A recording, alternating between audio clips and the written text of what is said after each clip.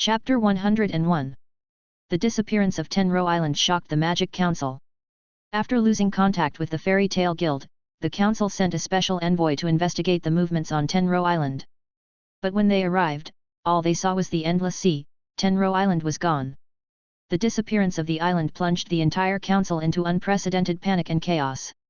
The council members quickly gathered for an emergency meeting, and the conference hall was filled with a tense atmosphere.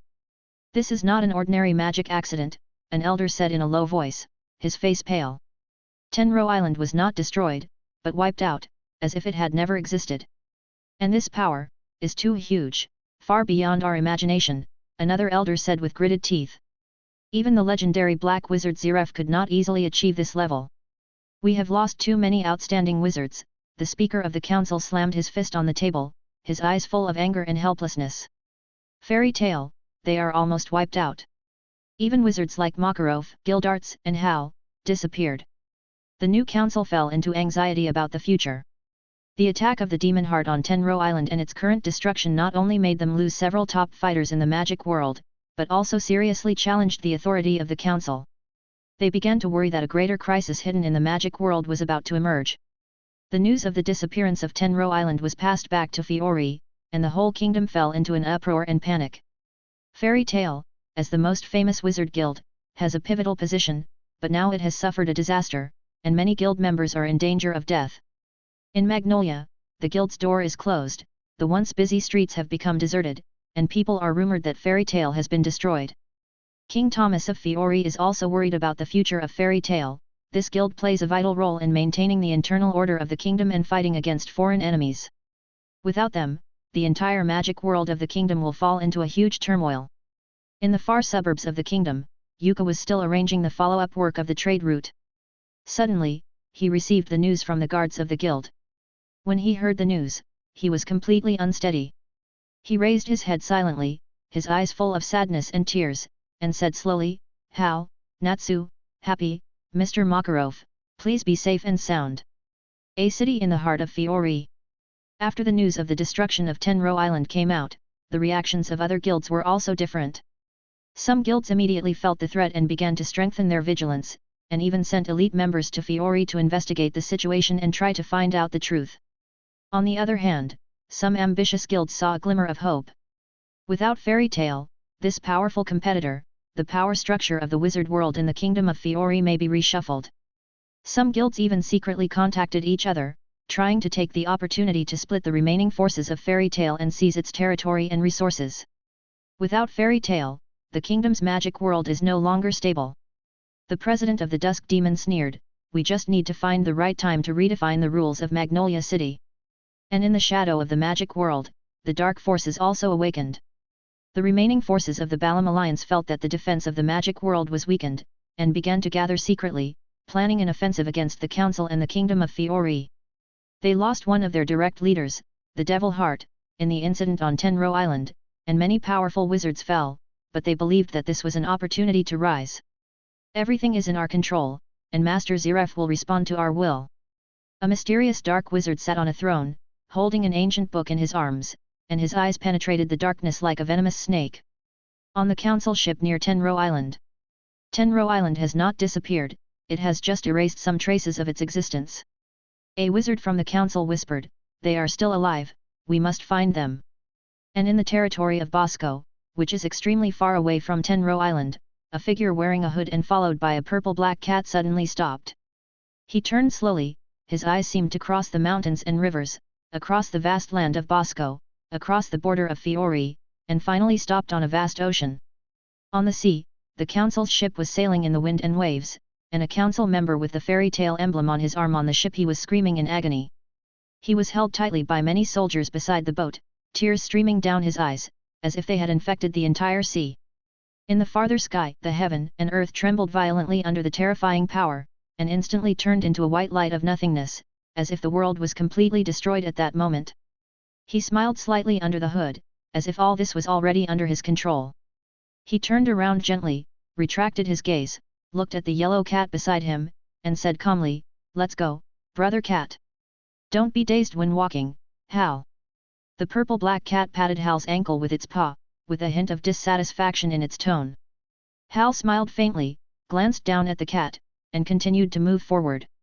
His figure merged into the long road in the distance, and at the end of 100 miles ahead, a huge city loomed. The magical light flickering slightly on the city wall seemed to be welcoming its owner back from afar. Amid the smoke, the city stood on the vast land, like the center of an empire, quietly waiting for the legend to begin again. Chapter 102. Deep in the dark seabed, in the ruins of Tianlang Island shrouded in golden light, Hal slowly woke up. He was surrounded by golden light, like an endless void, and a heavy atmosphere filled the air. Is this the graveyard of the first generation? Hal frowned slightly. The golden tombstone in front of him shone brightly, and the light in the center was dazzling and mysterious. Hal tried to stand up, but his body seemed to be imprisoned by some invisible force and could not move. He looked down at his hands and felt an indescribable sense of strangeness. How could this happen? I'm not dead, he muttered to himself, trying to find a clue from all this chaotic scene. Where are you? He tried to break through the golden barrier, but he couldn't take a step no matter what. Whenever he tried to use his magic power, his body was completely unresponsive as if it was frozen. My magic power, he muttered in a low voice, and a surge of anxiety and confusion surged in his heart. It seems to be a side effect of the coming of God Anchor Selrum. Hal felt a little relieved. Although his body could not use magic, he gradually realized his new identity, the successor of God Anchor Selrum. Although he still had a vague understanding of the specific situation, he understood that he was here for the right reasons, and that the fortune teller at the door had something. Hal couldn't call anyone, there was no way. Hal could only start meditating and practicing in this endless golden world, constantly thinking about the future path. He felt that time seemed to be passing, but it seemed to be still. After an unknown amount of time, a strange feeling surged around him. He opened his eyes and saw a lovely girl standing not far away, smiling and looking at him. Her appearance seemed to bring some vitality to this silent world, and Hal's heart was shaken. Who are you? Hal looked at the girl, and the girl in front of him was the first president of Fairy Tale, Mavis. Mavis approached gently, with a hint of mystery in her gentle eyes, and she said, "Finally, you woke up, Hal." Hal stared at the girl in front of him, and just as he was about to say something, the girl blushed and turned into light and disappeared. Ah! Hal looked at the disappeared girl in a daze, not knowing what happened. In this way, the girl did not come for a long time, and Hal had gradually recovered his magic power, and even went a step further. At this moment, his magic power has reached the same strength as the ordinary 12 shields in the original work. Hal's memory is gradually restored, and he knows the future he knows, including all the plots of Fairy Tale. This gives him a clearer understanding of the future. Trapped in the golden world, he decided to use this time to improve his magic power and think about the next action. However, he is very lonely. Yes, loneliness. In this golden space where time has passed without knowing it, Hal not only misses his companions more and more, but also worries about the coming attack of the Albarez Empire. I am practicing here, but the speed is very slow. At my level, the magic power is already very little after meditation. I must go out. I can't really practice here for 7 years. Hal's voice echoed in the golden world, bringing ripples. However, nothing has changed. The girl still hasn't appeared for a long time. Hal has no choice but to meditate. He naturally knows the environment he is in the Fairy Tale's 3 super magics, the fairy ball. He also understands that he can't break out from the inside, because except for him, everyone's body is shrouded in strange magic, which is both protection and restriction, and their time is stagnant. At this moment, he is the only one who is thinking and getting stronger. After an unknown period of time, Hal suddenly sensed the situation of his clone created by sensing the danger in the dark. At this moment, his expression finally relaxed, and a smile appeared on his face. Dash! The girl had stood beside Hal without knowing when, looking at him with some doubts. At this moment, Hal closed his eyes, and the girl curiously stretched out her finger and gently poked his face. Mavis! Hal opened his eyes and looked at her with a confused expression. Do you know me? The girl blinked, with a hint of surprise and exploration in her tone. Ah! I saw your photo in the guild's library, and I didn't expect it to be exactly the same. Hal's face showed a hint of surprise. He tried not to reveal any flaws after recovering his memory. And he really didn't lie. He really saw it when he was young in the library with Levi. Time. Mavis pretended to be indifferent and did not respond immediately. She pouted slightly and turned slightly, as if she was reluctant to say more. Hey, why don't you talk, Mavis? Have you become stupid after being alone for a long time? Hal teased lightly, with a naughty smile on his lips. Hal, who had recovered his memory, wanted to tease this cute little president. Mavis's face showed a trace of doubt. She looked up at Hal, and seemed a little puzzled by his comments. How do you know I have been alone for a long time? Guess, your story is decades ago. Have you really been alone on this island for decades? Hal frowned slightly, his eyes full of concern. Mavis did not respond, but lowered her head, with a hint of sadness in her eyes. Ah, sorry, it's a bit rude. Hal realized that he might have said something wrong, and hurriedly added, his expression softened. Mavis raised her head and smiled slightly, it's okay, I'm not just a person, I have my animal friends. You sound so pitiful. How pitiful, I've been feeling happy all these years. Mavis' tone was full of pride, and her eyes were shining with determination. Really? If I don't have anyone to talk to, if I don't have anyone to accompany me, I might go crazy. Hal's face showed confusion and worry, and his tone was full of understanding. Mavis' eyes softened, as if she was recalling something. Actually, it's not that I'm completely alone. Who is it? Hal's eyes flashed with curiosity, and he leaned forward, looking forward to hearing the answer. Zara.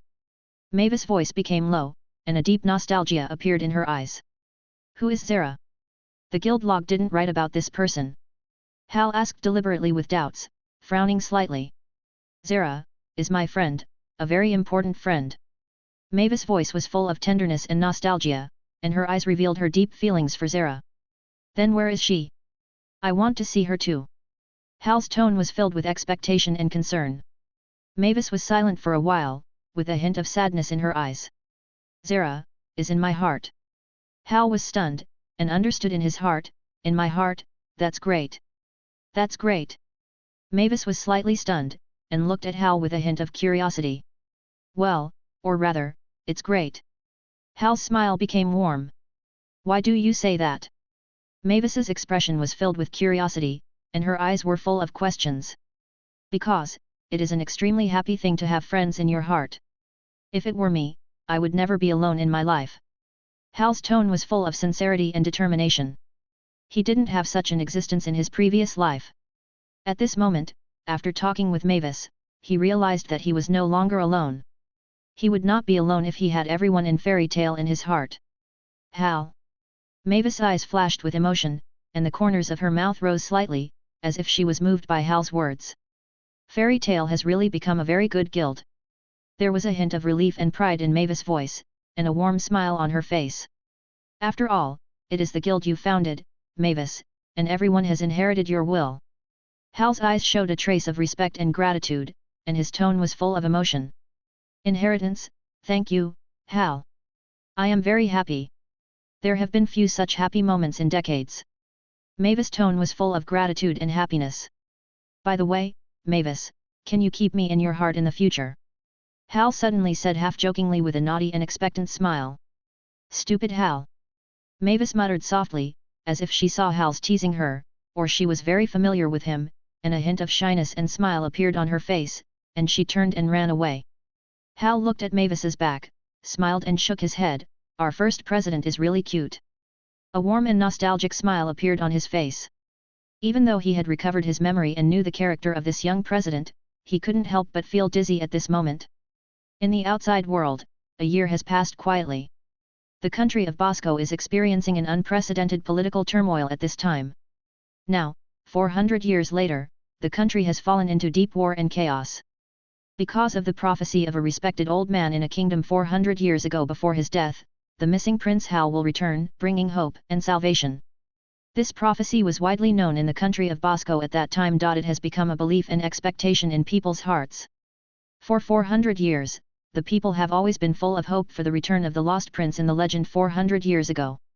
And this reached its peak today 400 years ago. Hal, the controller of nature.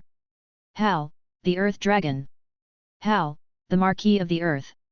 And Hal, the youngest great magician who can rival the four kings of Ishgar, came to the territory of Bosco.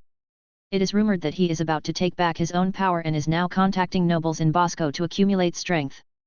At this moment, Bosco is in the most chaotic and turbulent period in 400 years, but the people are the most hopeful. The current ruler of Bosco is the Prime Minister, who has 3 power units under his jurisdiction, the Magic Army, the Chable headed by the nobles, and the Merchant Guild. Today, in the chaotic situation of Bosco, although the Prime Minister and his regime tried to cover up the rumors about Hal.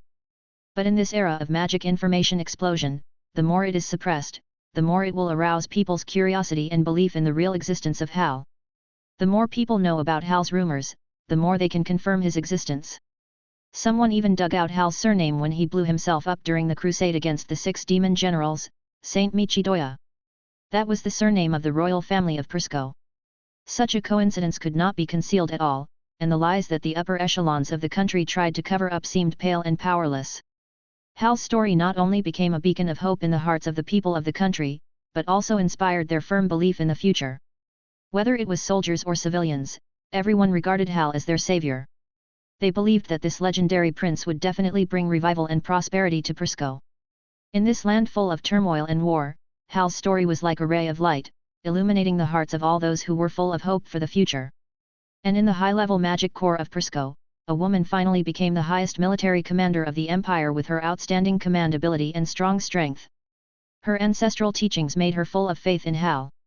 When she learned that Hal might return, she immediately decided to take action and fully support Hal's plan to restore the country. At this time, Hal was still completely unaware. He was discussing their plan with Brother Cat, a plan that could shake the power of the empire. Chapter 103. In the center of the capital of Bosco, stands a building that symbolizes glory and tragedy, the king's city of Hachi. This ancient castle, after 400 years of wind and rain and repair, is still as magnificent as ever.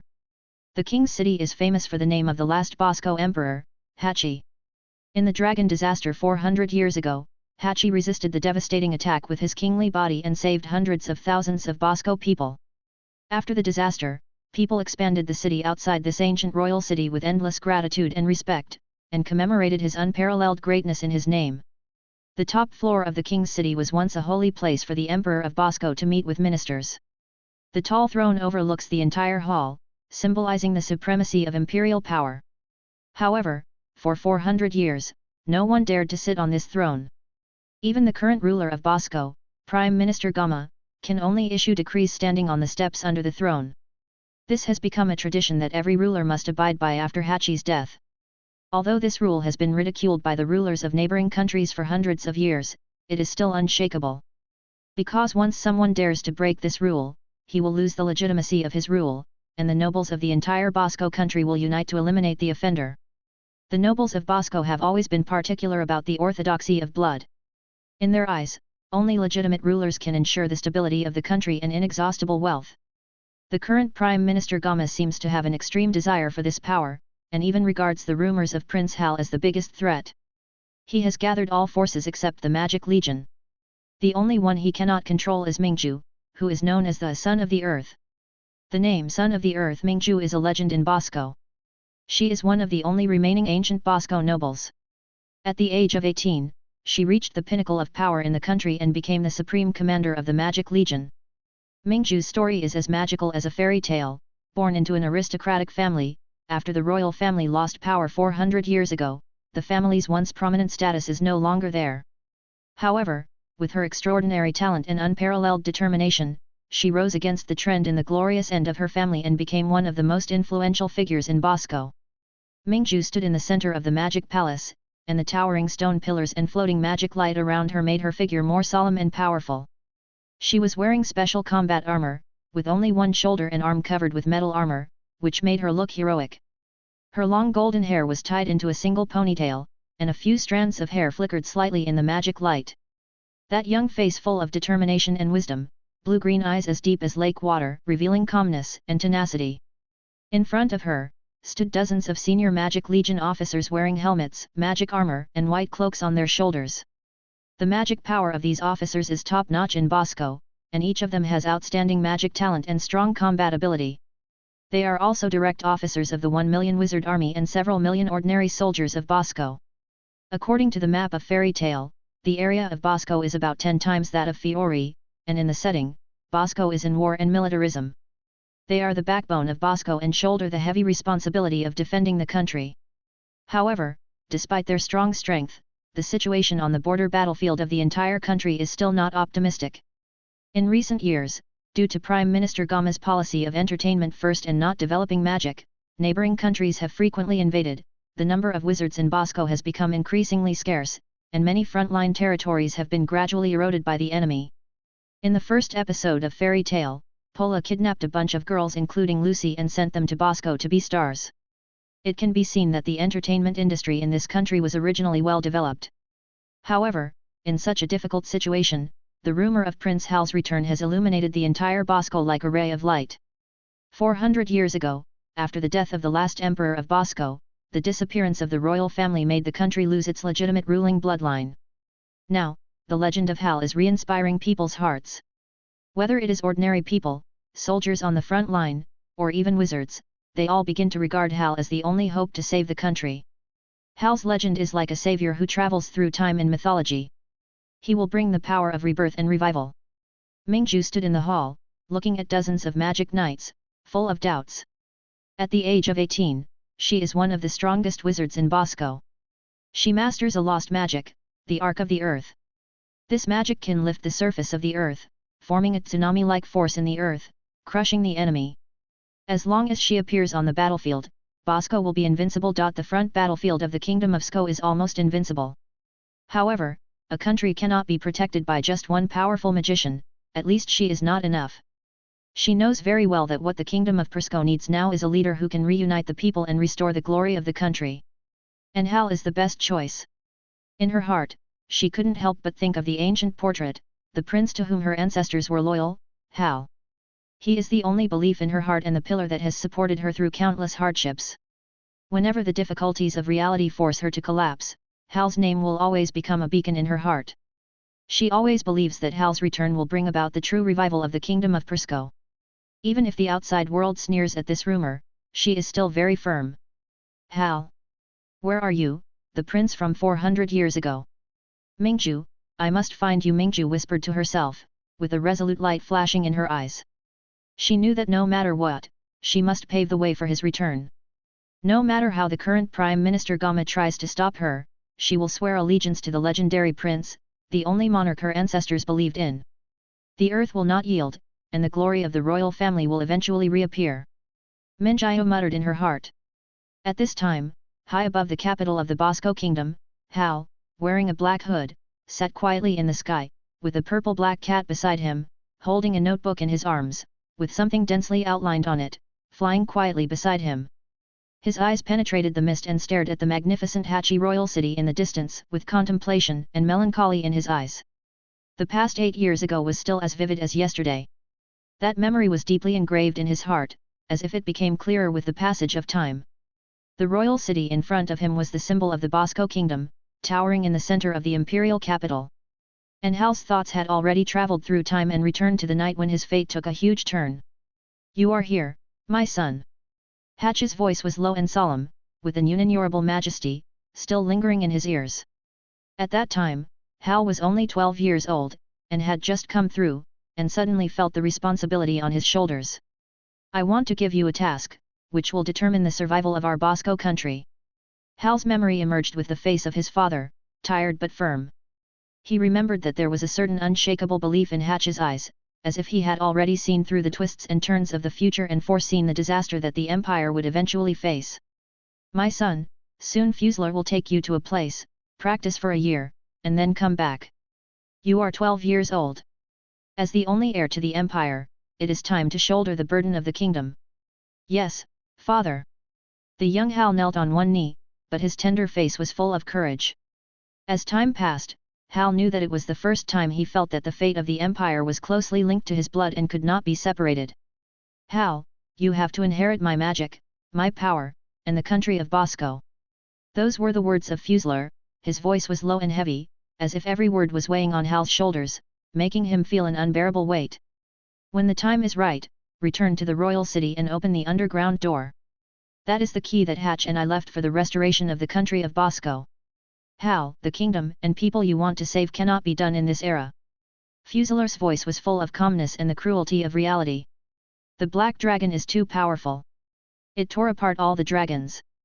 The country of Bosco can no longer be revived in this era. Your goal is not now, but the future. Those words were like a curse, deeply imprinted in Hal's memory. Every time he closed his eyes, the voices of Fusiler and Hatch would echo in his mind, reminding him of the destined responsibility.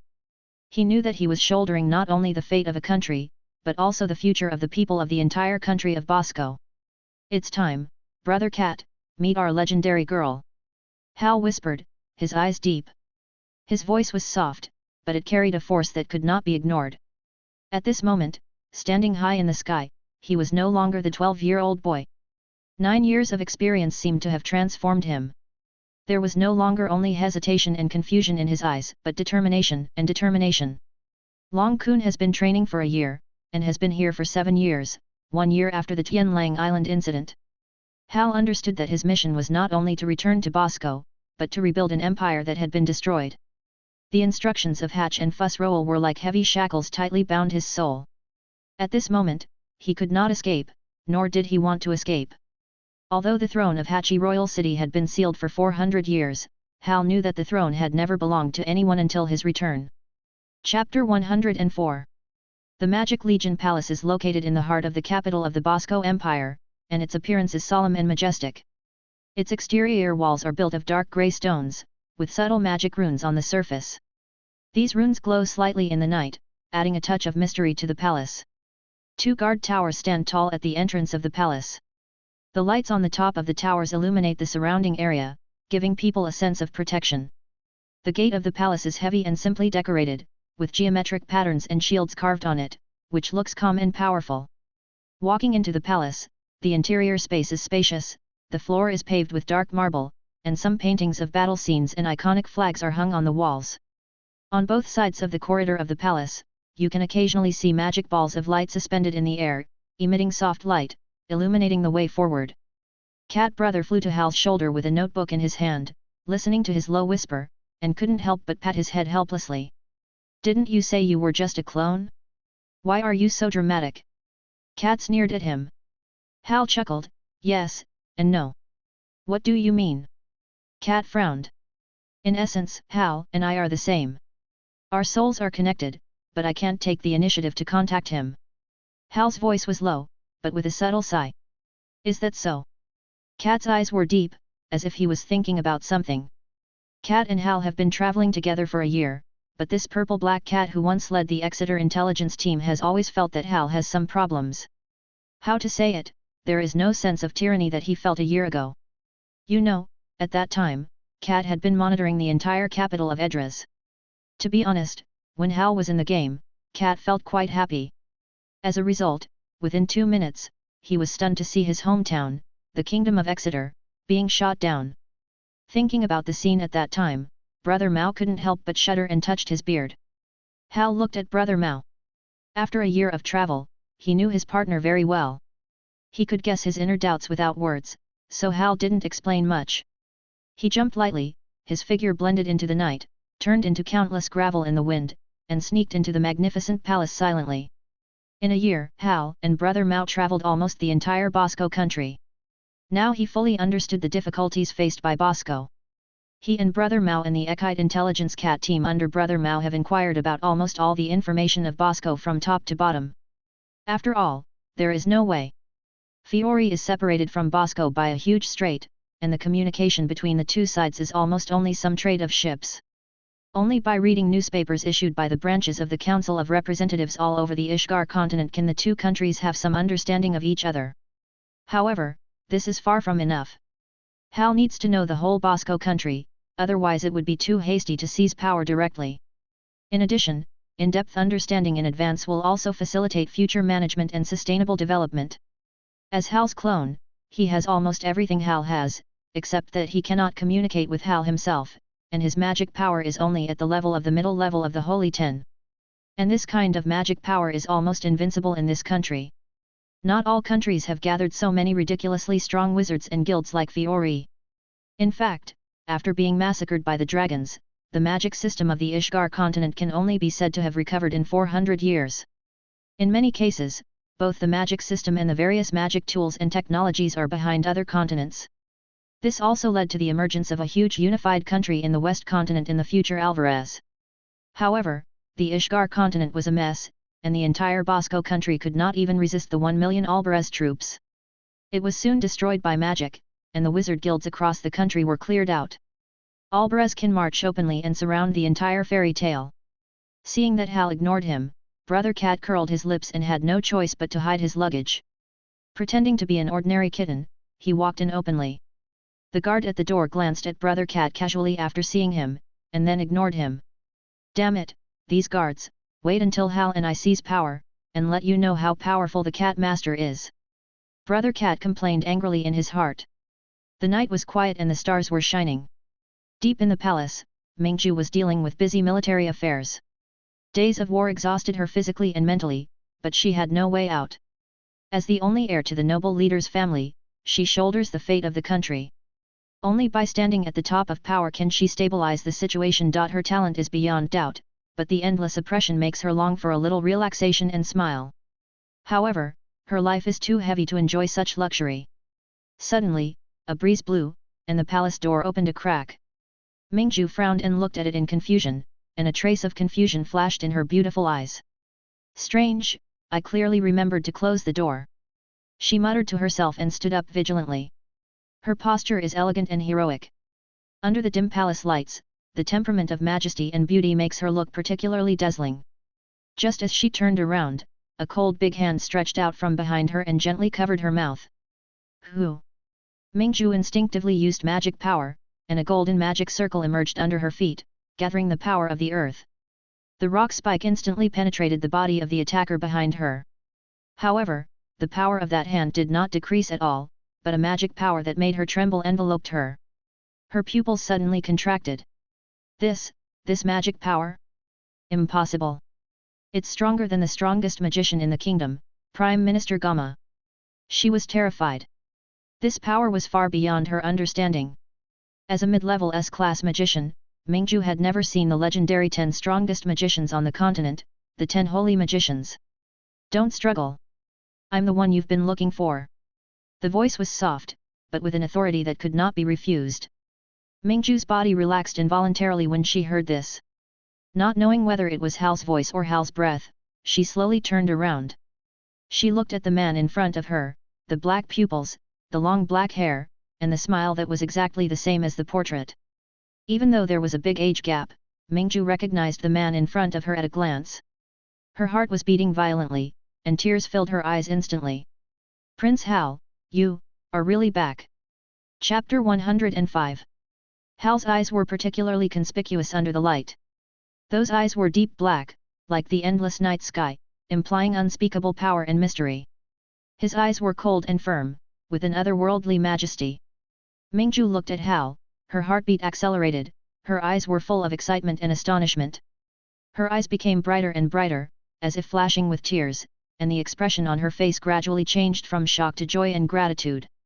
Hal's eyes were like an abyss, swallowing up all her doubts and confusions. At this moment, she could feel the extremely firm determination and familiar intimacy conveyed by those eyes. Mingju reacted quickly, took 2 steps back, knelt on one knee, and her eyes were full of respect and trepidation. Minjiun descendant Mingju meets Prince Hal. A trace of reminiscence flashed in Hal's eyes, as if a picture of the past emerged in those deep black pupils. His eyes were gentle and calm, as if he was recalling a familiar figure. Mr. Minjiun?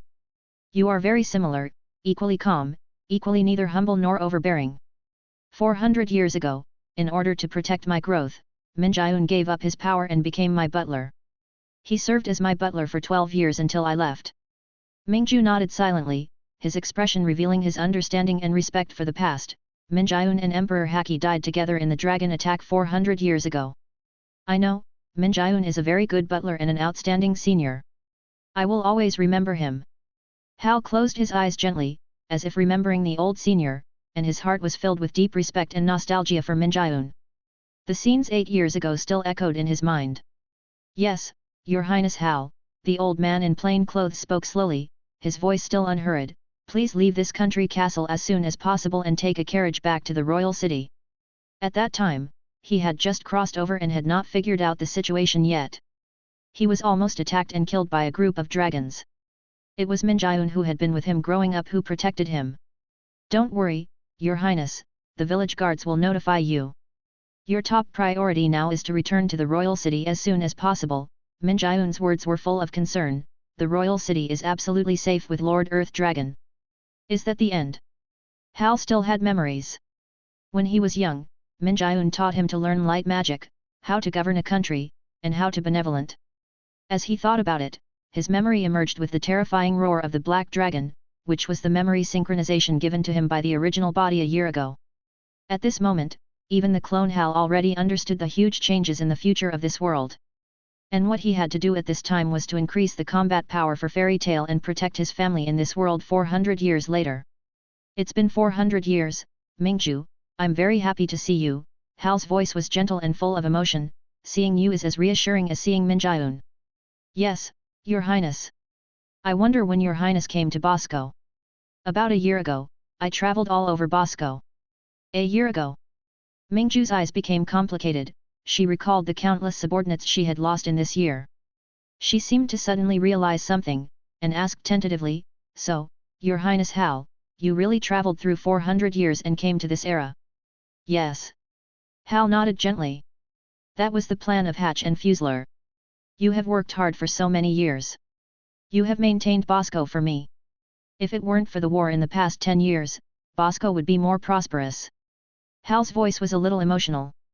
Yes. Your Highness. But now our Imperial Army is getting weaker and weaker, and it can no longer defend the vast border. Mingju's voice revealed helplessness. It's not your fault. The Imperial Army will naturally weaken without the Emperor. Now, I'm back. Hal's voice was full of firm strength. Whatever you want to do, Your Highness Hal, Mingju is ready.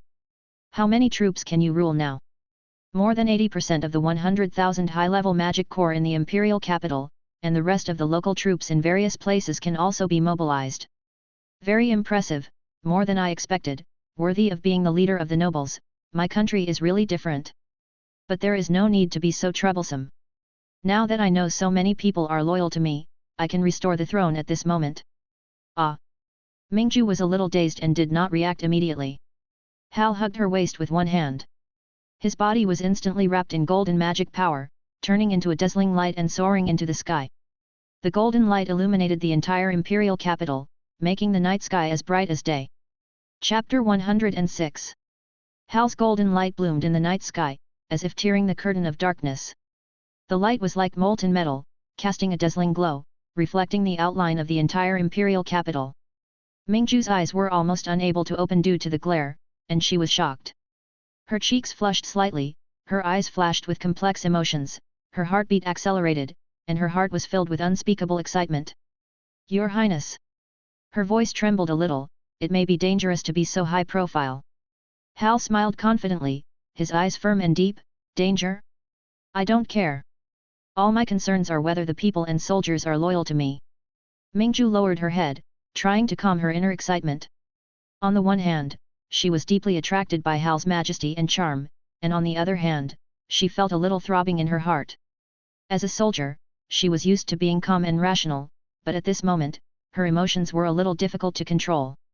Her cheeks were warm, and she felt a secret admiration for Hal, but she felt that her feelings were a little unexpected. She gently touched her hot face, trying to calm herself down. Your Highness, her voice trembled slightly, but her eyes were already shining with a firm light. Hal's smile was warm and comforting, and his eyes showed encouragement. Mingju, I know you will be my most reliable supporter. Now, work with me to rebuild the glory of the Bosco Empire. In the distance, the purple-black cat carefully avoided the magic detector at the door of the palace. It felt the amazing golden light that burst out in the originally quiet night sky, and looked up blankly. It saw Hal holding Mingju with an arrogant, confident face, and the two looked at each other affectionately, and couldn't help but break the defense and said, Hal! You bastard, if you want to be so high profile, why do you hide on your own? Where is my plan? Did you hear what I said? Hal and Mingju vaguely heard the angry voice below. Mingju was a little confused, thinking to herself, there is no such childish voice in her army. Hal smiled but said nothing, and the golden light became more and more magnificent. He gently loosened his hands around Mingju's waist and gave her the light magic of flying. Then, he stood high above, opened his hands, and a huge magic enveloped the imperial capital. The golden light spread like a torrent, lighting up the entire city. At this time, a huge and majestic dragon shadow appeared in the sky. Its huge body seemed to wrap the entire imperial capital. The dragon's scales flashed with dark golden light, shining like stars. Its eyes were like two burning volcanoes, emitting a blazing light. Every detail of the dragon's shadow seemed to be inlaid with countless stars. The majestic dragon, the head is held high, the corners of the mouth are slightly raised, with an incomparable domineering. The wings of the dragon shadow spread out, as huge as the sky, blocking the brilliance of the stars, giving people an incomparable sense of oppression. The dragon claws are as heavy as a hammer, and every slight swing seems to cause waves of air vibration. The curves of the dragon body are elegant and fierce, showing the perfect combination of strength and beauty. Its tail is like a huge whip, drawing golden arcs in the air, bringing a shocking visual impact. As the light spreads, the sky above the imperial capital is completely shrouded in golden light. The buildings, squares, and streets in the city are all reflected as if day and night are alternating. In the light, the golden dragon shadow hangs in the sky like a guardian god, looking down at the entire city. That kind of majesty and sacredness seems to make time stand still. Countless people and soldiers walked out of the building, looking up at the golden light in the sky and the shocking dragon shadow in amazement. Who is that? It seems to be Lord Mingju beside him. Who is that black-haired young man, and why is Lord Mingju standing behind him so respectfully? That is the Earth Dragon. The Earth Dragon Fusler, once the guardian dragon of the Persco Kingdom. Many people seem to recognize the giant dragon in the sky through legends passed down from generation to generation. Even if they stood anywhere in the imperial capital, people could clearly see Hal's face. Surprise and excitement spread among the people. Then, wouldn't it be the legendary Prince Hal? He's really back. Legends are not deceiving. Your Highness Hal. Hal was bathed in a huge golden light, with the majestic shadow of the Earth Dragon behind him. His voice was sonorous and powerful, penetrating the entire imperial capital. My name is Hal Michidoya Saint, the current emperor of the Persco Kingdom. The golden light became more dazzling under his declaration, and the dragon shadow in the air seemed to respond to his voice, making a low roar. The sky of the entire imperial capital was shaking, as if welcoming the arrival of a new era. The people's involuntary cheers gradually merged into one, and the whole city was boiling. Chapter 107. As Hal made a high-profile announcement, the purple-black cat below threw the notebook in his hand to the ground with a pop. Asshole! Is this paragraph I said useful at this time? My plan, my script. Brother Cat knelt on the ground in despair, his mouth full of accusations against Hal. However, no one noticed all this, because the entire imperial capital was in a huge boiling at this time. The appearance of Hal and the phantom of the Earth Dragon triggered the fanatical shouts of countless people and soldiers. Thousands of spectators gathered on the squares, streets, and roofs of buildings in the city. They looked up at the golden light and majestic dragon shadow in the sky, and the cheers were deafening. Long live His Highness Hal! 400 years! We finally waited for you. The imperial capital welcomes you home. The shouts of the people surged like a flood, and their enthusiasm and excitement completely drowned out the accusations of the purple-black cat. The whole city was driven by this passion, as if every corner was celebrating Hal's return. Against the backdrop of the golden light, Hal's figure looked particularly sacred and great. In this jubilant scene, Hal's smile was firm and satisfied. He looked at the thousands of people in the imperial capital, and his heart was full of pride and hope. He slowly stretched out his hand, and the golden light gathered in his palm, as if to rekindle the glory of the entire imperial capital. People of the imperial capital, the future of Bosco belongs to you. I, Hal Michidoya Saint, will use everything I have to bring you peace and prosperity again. Hal's voice was sonorous and powerful, penetrating the entire imperial capital. The shadow of the Earth Dragon roared in the air, as if responding to his declaration, and the dragon's tail slapped the air heavily, bringing waves of vibrations. The buildings in the imperial capital trembled slightly under this power, and the whole city seemed to be excited about Hal's declaration. A week later, Mingju had prepared everything. Today was the day when Hal ascended the throne. The morning of the imperial capital woke up in the golden light, and the sky was gradually dyed with warm golden tones. In the square in front of the palace, the subjects and soldiers of the empire had gathered tightly, and the atmosphere was filled with excitement and expectation. The whole square was decorated solemnly and magnificently, and the golden and purple intertwined flags fluttered in the wind, symbolizing glory and authority. Golden ribbons were wrapped around the towering pillars, and the huge crown shone brightly on the central steps. Hal stood on the steps of the palace.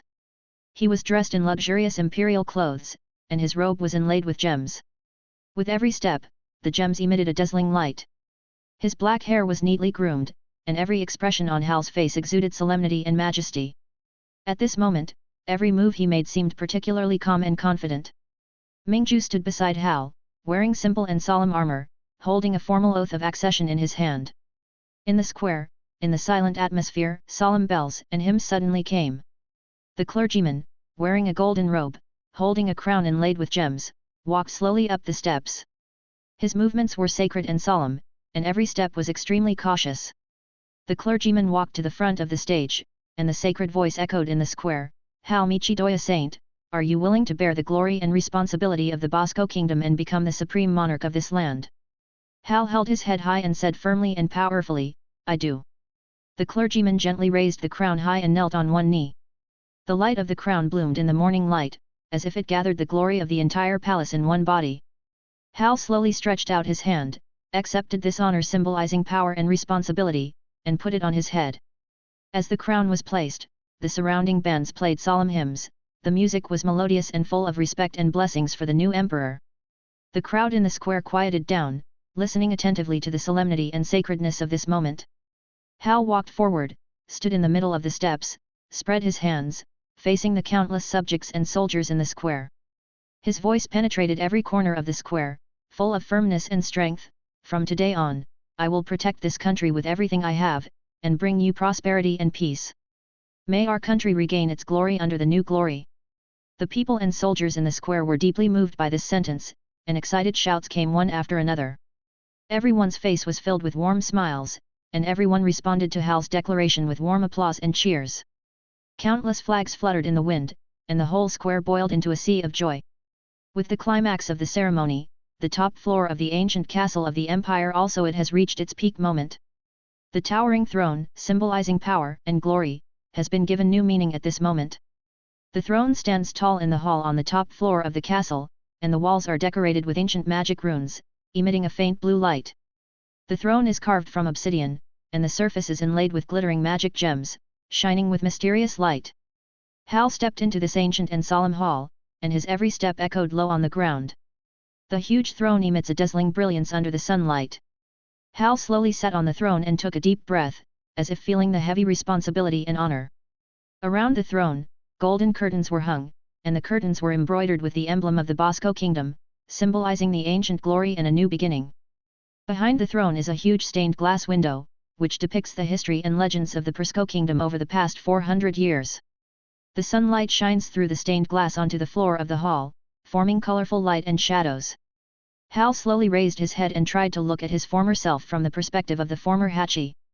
At this moment, the clergy and important officials knelt in front of the throne and paid the highest respect to the new emperor. The hall was filled with a solemn atmosphere. Only Hal's voice echoed in the hall, "From now on, announce to the 100 million Prisco people that the royal family of Prisco is back." On November 12, X785, Hal Saint Mikidoa came to the Prisco Empire and inherited the throne 400 years later. This news was like a storm, quickly sweeping across the entire Ishgar continent. For a while, people could not connect the long-lost fairy tale legendary wizard Saint Tenhal with the king of a country. Countless people who knew Hal wanted to verify the truth of this matter and tried to go to Bosco to find out. However, not long after, Hal's story spread, and countless people respectfully called him the Emperor of the Northern Land. Chapter 108. Under the ancient city of Hachi, there is a dead silence shrouded in darkness. Moss spreads on the stone wall, as if time has stopped here for 400 years. Deep underground, there stands a huge and simple door, which is engraved with complex runes. It has long been blurred by time, but still exudes a mysterious and irresistible power. This is the treasure place of the royal family of Bosco. For 400 years, no one has successfully opened this door. It not only symbolizes the wealth and glory of the royal family, but also represents their inviolable majesty. Countless covetous people have been rejected by this door in the long river of history. Whether it is forced destruction or trying to dig a hole from the ground, everyone has failed. Because of this door has become a symbol of the power and mystery of the royal family of Bosco. However, today is unusual. As a low sound of footsteps came from far away, the air seemed to solidify. Heavy pressure came down. Walking through the dim corridor, Hal's figure gradually emerged. He was wearing a black dragon scale robe, and the golden patterns shone slightly under the dim lights, like the last light of imperial power in the dark night. The robe dragged on the ground, making a slight friction sound, as quiet but cold as the night wind sweeping across the wasteland. The cloak was gently lifted, covering him like an emperor in the shadow. Hal's face was cold and his eyes were as deep as the abyss. His steps were slow and steady, and every step seemed to resonate with this ancient underground palace, making the whole space seem to vibrate slightly. His hand gently touched the hilt of the sword at his waist, which was a symbol of royal power. And today, this power will be used for the first time to open this door that no one has been able to shake in 400 years. Behind him, dozens of imperial knights stood in neat rows, and their silver armor reflected a cold light in the dim firelight. The knights' eyes were as firm as statues. They stood behind Hal in silence. The invisible authority on them made them dare not slack off. Hal slowly approached the gate, and the huge black figure in front of the gate was like a towering mountain. He stopped and stared at the gate that had not been opened for 400 years. The gate that symbolized the majesty of the royal family of the entire Bosco kingdom was finally opened in his hands today. Hachi, Fusler, I am looking forward to the treasure you left for me. Hal stood in front of the gate with a slight smile on his face. He stretched out his hand and used the sword at his waist to cut his fingertips and touch the runes on the door. The ancient and mysterious power flowed through his fingertips, as if 400 years of time were awakened in an instant. There was an unspeakable tension in the air, as if the entire underground palace was waiting for this historic moment. Today, everything will change.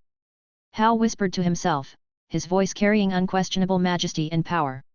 Suddenly, the runes flickered, and with a low roar, the door slowly vibrated. The door that had never been opened for 400 years finally responded at this moment. What is this magic power? Hal felt a strong spatial force, as if the entire underground was in ripples. Hal looked closely, and inside the huge door was an invisible twisted space. Behind him, Mingju was a little worried. She said worriedly, Your Majesty, maybe we should let the knights explore it. The situation behind the door is still unknown. Hal raised his eyebrows when he heard this. He looked at Mingju and the cat brother on her shoulder with confidence in his eyes. Do you think it's dangerous? Maybe this is the choice of blood brought by magic. Only I can go in. Everyone, stay where you are. Hal turned around and gave orders to the knights and Mingyu behind him. His voice was calm and cold, as if everything in this twisted space was under his control. Yes, Your Majesty. Minjiao bowed her head respectfully. Although she was still full of uneasiness in her heart, she said nothing more. The cat brother stood on her shoulder. He always liked to complain, but now he was very solemn and bowed down to Hal. In just 1 month, Hal's temperament has become different from before. That kind of invisible pressure made the cat brother feel a little fear in his heart. Hal did not hesitate and walked towards the twisted space gate. As a powerful space magic surged, his figure was gradually swallowed up, and his body disappeared in the ripples of the gate. The moment he stepped into the twisted space, Hal only felt that the air around him was violently vibrating as if it was torn apart, and the surrounding scene was rapidly distorted, and then it returned to calm. When he saw the surroundings clearly again, he was already standing in an extremely magnificent palace. The palace was all white, emitting a soft glow.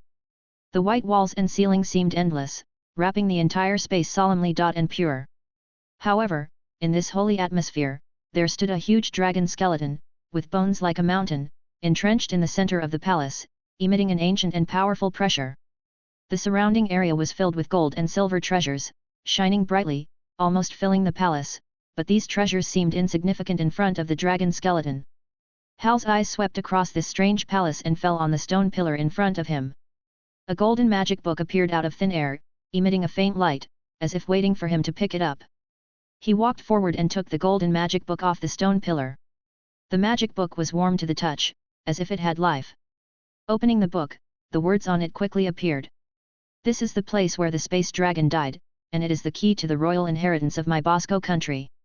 Only the true emperor, the one favored by God, can inherit this inheritance. If not, you can also take away some treasures, although it is less than 1/10,000th of the wealth here, it is enough to make the country rich and safe." Hal smiled slightly and whispered to himself, "So that's it, another one favored by God." He held the note in his hand and his eyes fell on the silver road in front of the huge dragon bone. The road, with silver light flashing, was particularly eye-catching in this white palace, as if leading him to an unknown destination. Interesting. Hal's mouth corners slightly raised, and a hint of expectation and excitement flashed in his eyes. He stepped onto the silver road, stepping on the light with every step, as if the space under his feet was also distorted as he moved forward. As his steps gradually approached, the pressure of the dragon bone became stronger, as if the power surging in the air was judging his qualifications. Suddenly, the dragon bone trembled slightly, and a desolate voice echoed in the palace, "Who has stepped into my tomb?" Hal stopped and looked up at the dragon bone.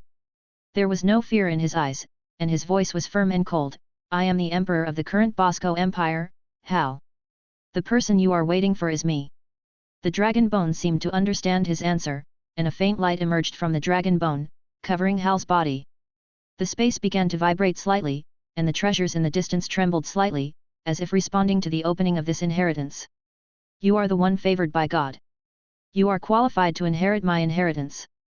The voice of the dragon bone gradually became lower, and the light became stronger. A silver light condensed in the air in front of Hal, gradually forming the shape of a door. "This is a space door that can lead to another world."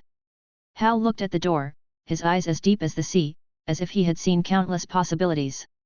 "It's actually the door to the world of Edras," he whispered in a low voice, and an unprecedented excitement ignited in his heart.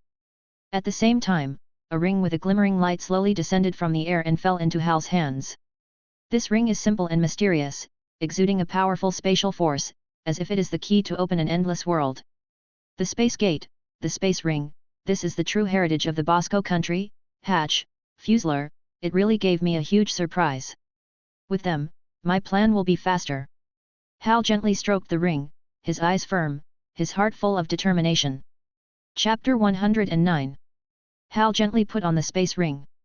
Instantly, a powerful space force surged, and the gold, silver, and treasures in the entire palace, and even the huge dragon bones, all disappeared in an instant. Only the huge space door still stood in place. "The space is quite large, and these treasures are less than 1/10 of it," Hal chuckled, his eyes fell on the door, and he had already begun to think about how to use it. "Now, it's time to consider where this door is." He slowly stretched out his hand, and the magic wrapped around the door, carefully sensing the space force flowing inside it. After a moment, Hal nodded slightly, and a glimmer of satisfaction flashed in his eyes. "So that's it. After the inheritance is completed, this door will replace the ancient door under the Hachi King city. Not bad." He turned around and walked away slowly, his steps unhurried. He already had a clear plan in his mind how to use this door to the world of Edras to bring more powerful combat power to himself and Fairy Tail. The whole world means almost unlimited assistance. Moreover, the technology tree of Edras is very developed in magic tools and magic weapons. Hal appeared again in the underground of the royal city, and Mingju, Brother Mao, and a group of magic knights were all surprised. "Oh! Hal! No, Your Majesty, you are finally back." Mingju came forward with obvious worry in his eyes. "Didn't you encounter any danger?" "Danger?" Hal raised his eyebrows and raised his mouth slightly. "Where is the danger? Let's go back with me." As he said, he gently pinched Mingju's cheek. Mingju blushed slightly and lowered his head embarrassedly. This scene made the Imperial Knights behind him look at each other, and some gossip arose in their hearts. But no one dared to say much, so they could only lower their heads and quickly follow Hal's pace. After returning to the royal city, Hal sat on the throne and looked down at the ministers below. Brother Mao, Mingju and several ministers all watched him carefully. In this short month, everyone understood that this young emperor was extremely powerful and had an extremely strong personality. Half a month ago, Hal had easily suppressed the rebellion of 500 magic troops led by former Prime Minister Gama, and even made the rebels collapse with just a wave of his hand. This scene shocked the entire imperial capital, and the majesty of the royal family permeated everyone's heart more strongly. Although some ministers were still not used to it, they had to admit that this was exactly what they expected. "Minister Mao. Hal's majestic voice sounded, and Brother Mao, who was standing in the front, bowed slightly and stepped forward. The national financial problem you mentioned before has been solved.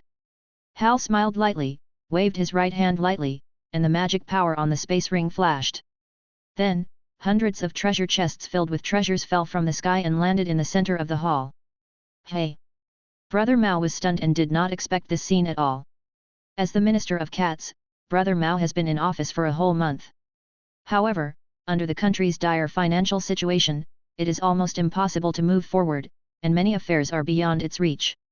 If it were not for the large amount of funds from the One-Card Chamber of Commerce, it would have been unable to continue. Now, the huge pile of treasures in front of it completely shocked it and made it speechless. Not only it, but Mingju and other ministers were also shocked, staring at the hall that was suddenly filled with treasure chests.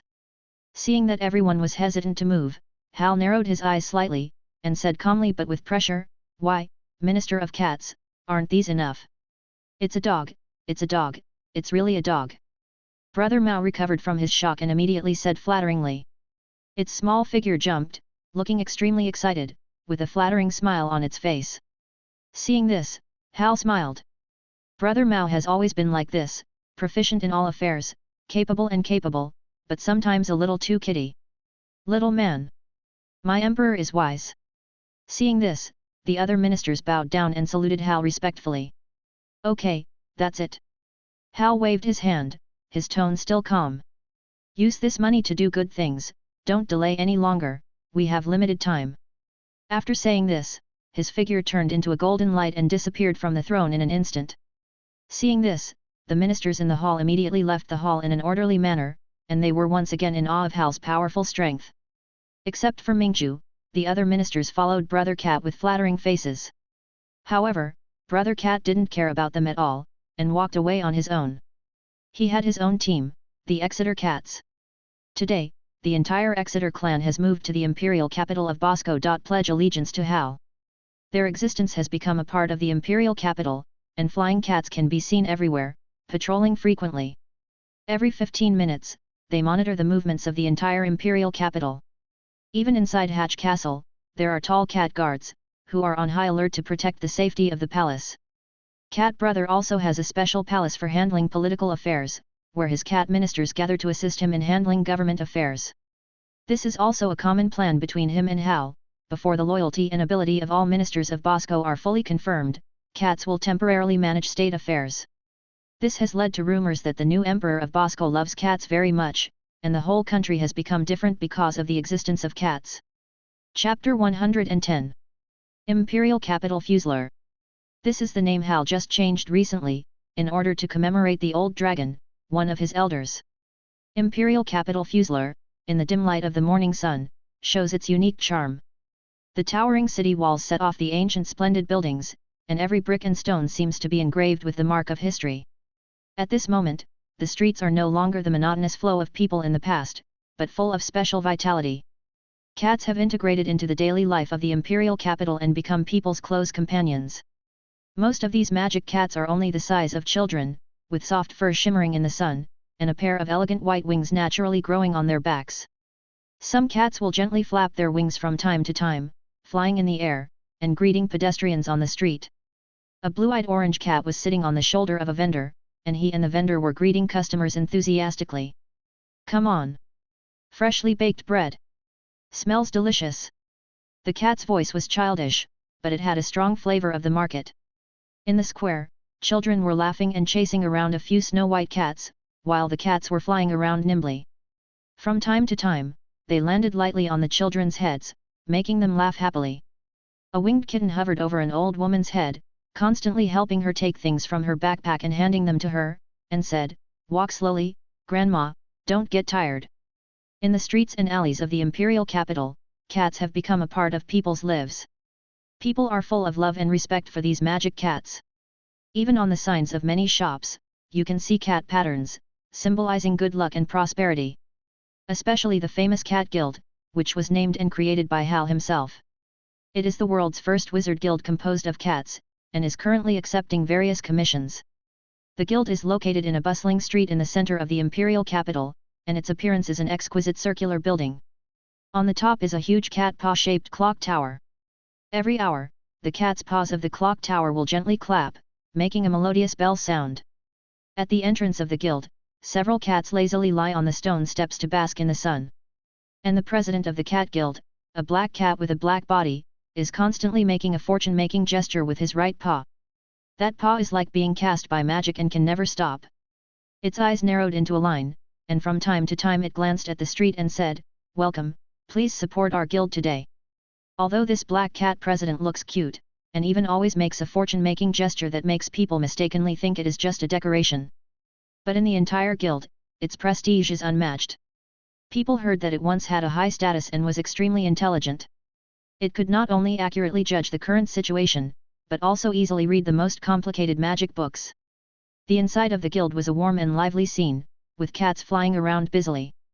Some were receiving adventurers who came to entrust tasks, some were recording accounts, and some were whispering about the latest magic research in the corner.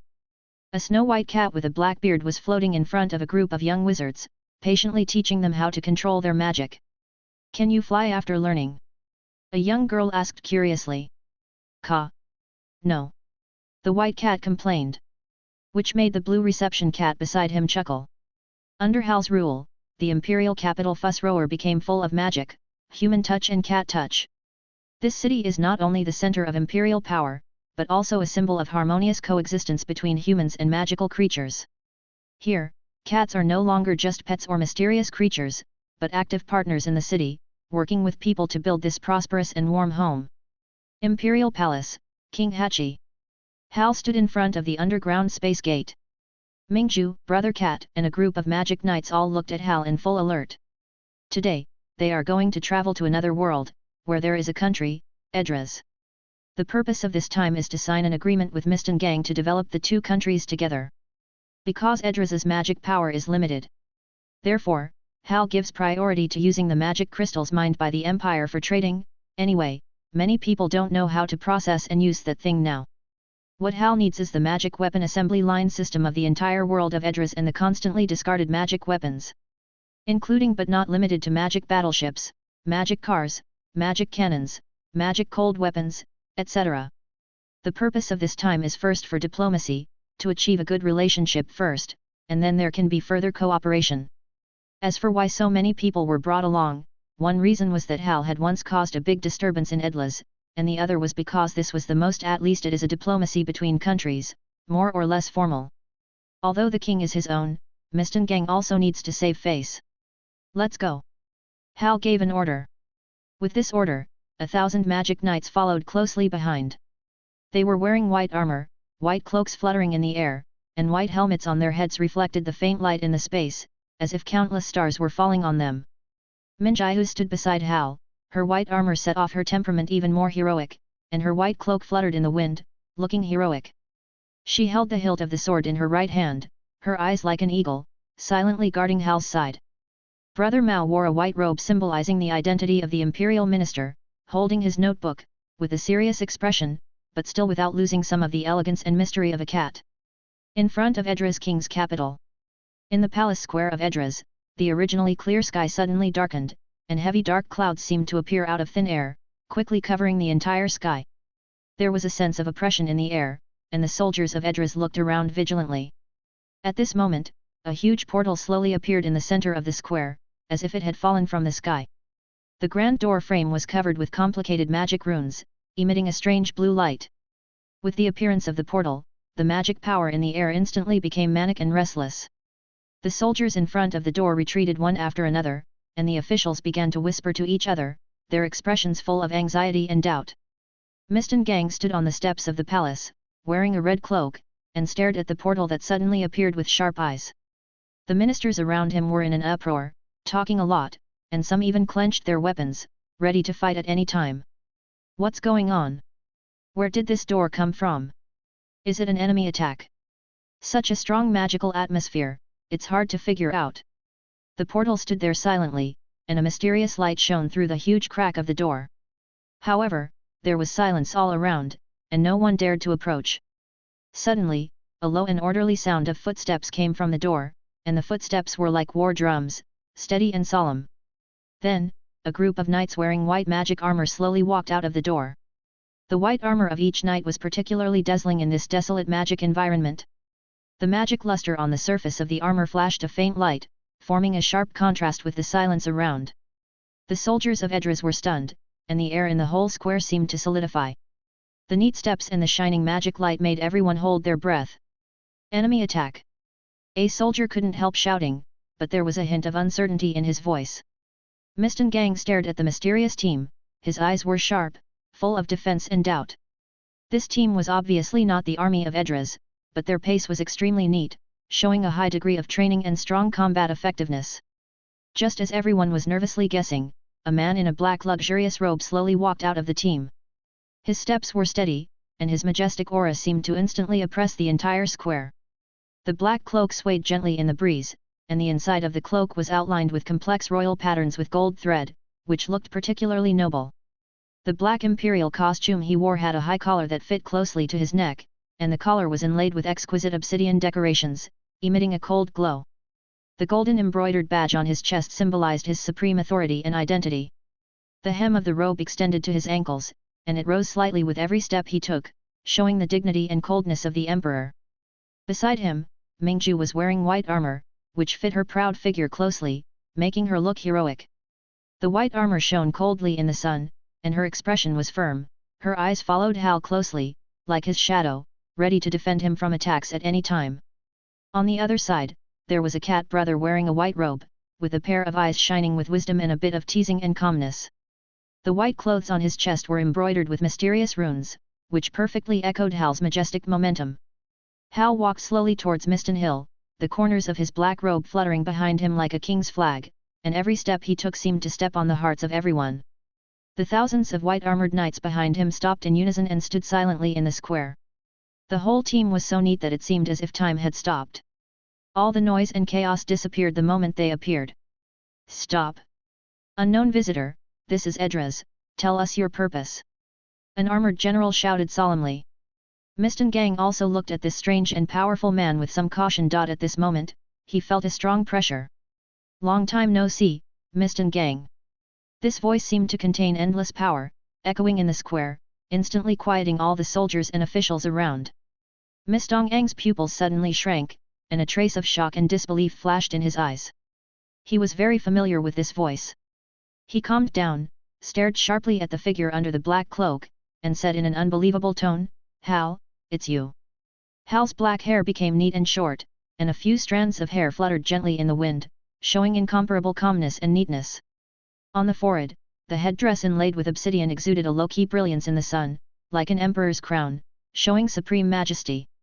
Miston Gang took a deep breath, and the tension in his eyes gradually disappeared, replaced by a look of surprise. He walked down the steps slowly and stood in front of Hal, his expression gradually softened. "You really came?" Hal nodded, his smile deepened, and he said softly, "How can I let you stay alone in the other world? Aren't we companions of fairy tale, Miston Gan?" Chapter 111. Hal and Miston Gang came to the conference hall of the capital of Edras. The diplomats led by Brother Cat had just reached a close cooperation with the diplomats of Edras. The man and the cat laughed more sinisterly than each other. Mingju was so upset that he wanted to ask Hal where he found such an outrageous cat. Hal said he didn't know about this. Brother Cat found him himself, and even the name was given by Hal. It said that it wanted to be a cat again, to change its past, and to sacrifice its life for justice. Anyway, it was a lot of weird words. Hal saw that the color of this stupid cat was surprisingly good, purple-black, and there were a few star-shaped hair patterns. It was pretty good looking, and it was weak to death, so he agreed. Later, the cat followed him all the way from Fiori to Bosco, and there were one trick after another along the way, and there was also an inexplicable cat intelligence team, which helped Hal a lot along the way. "What's wrong with your magic, Hal?" Miston looked at Hal a little strangely. Even though they haven't seen each other for a year, Miston still has the ability to sense other people's magic. Hal's magic at this moment is much worse than a year ago. Hal raised his eyebrows when he heard this. "Not bad, Miston, you haven't abandoned magic." "Well, let me think about it. In short, fairy tale is destroyed." "What the hell?"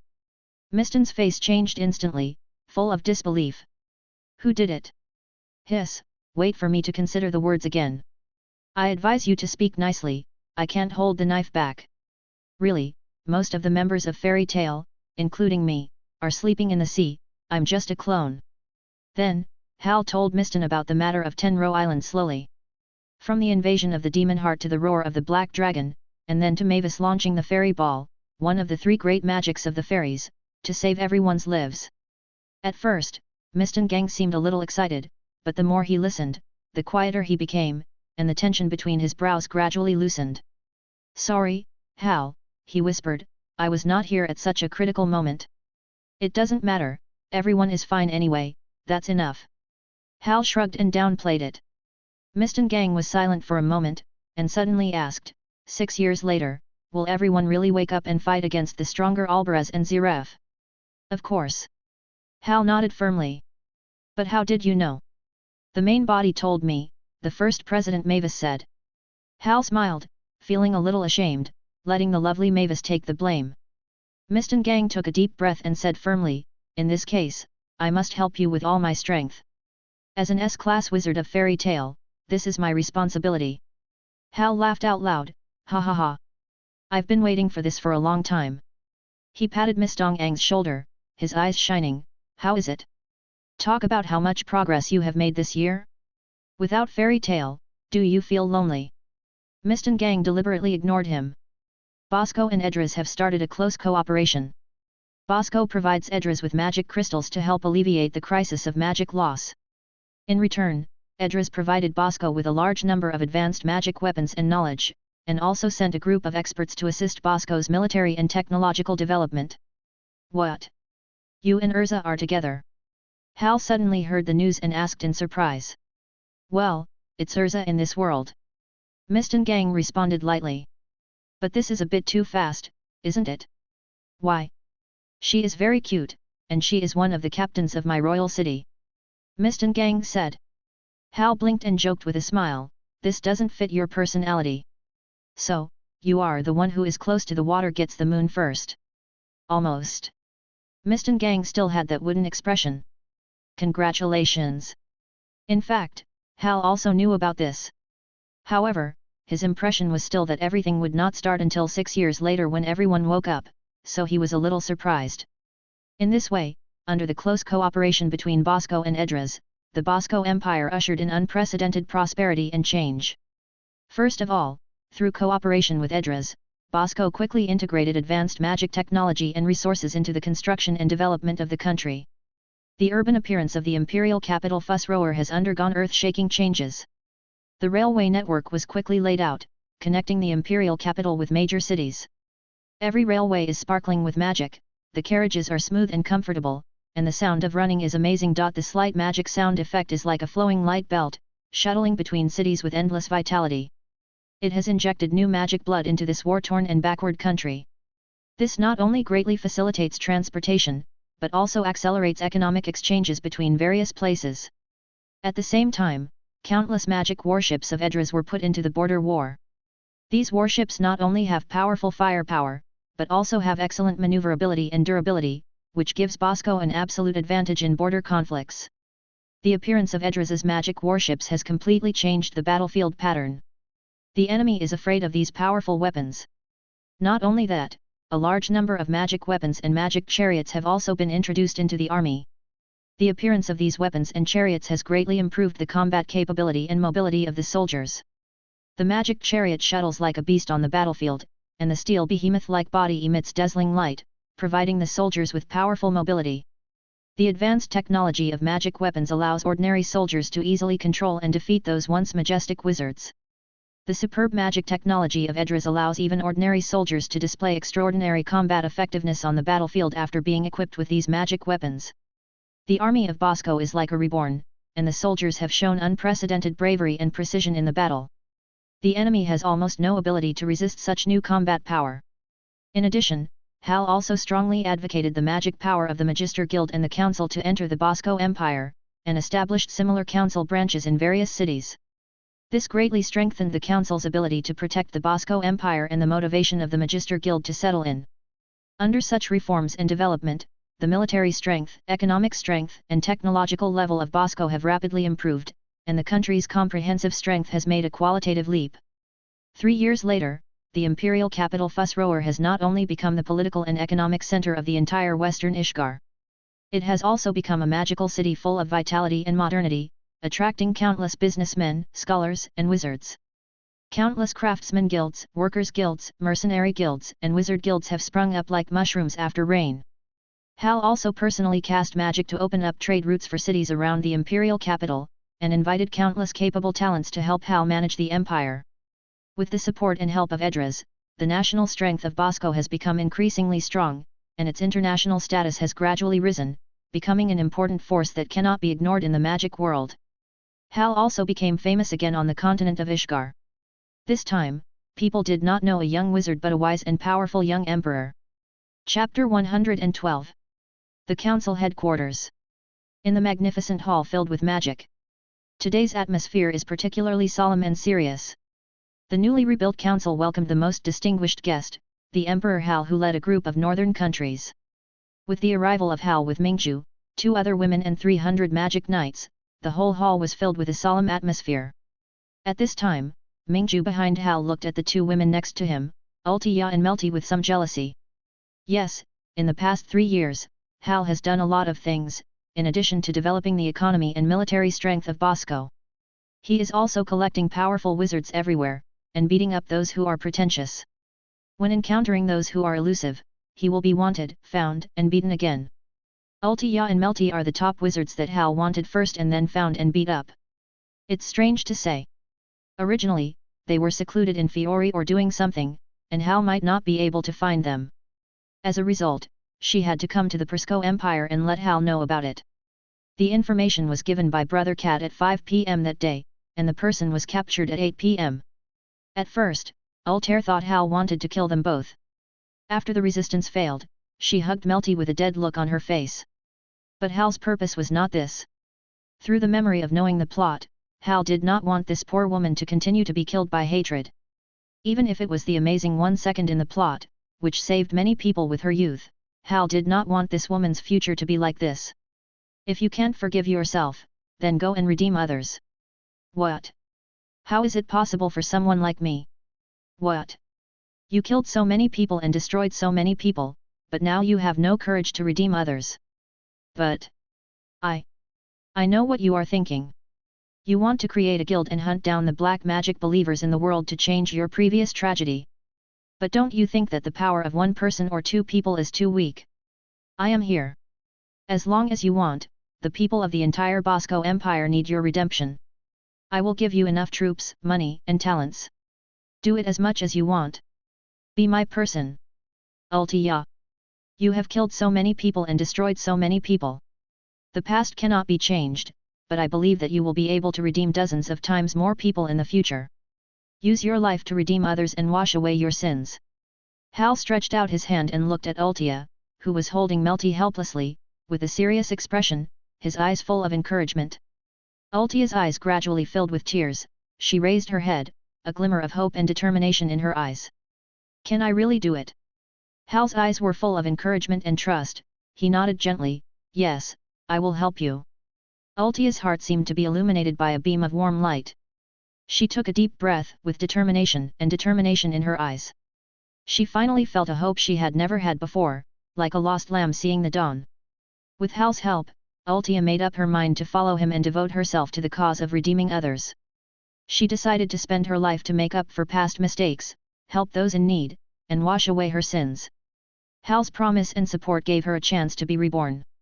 She no longer felt lonely and helpless, but was full of expectations and confidence in the future. In this way, Hal had 2 beautiful and powerful ministers.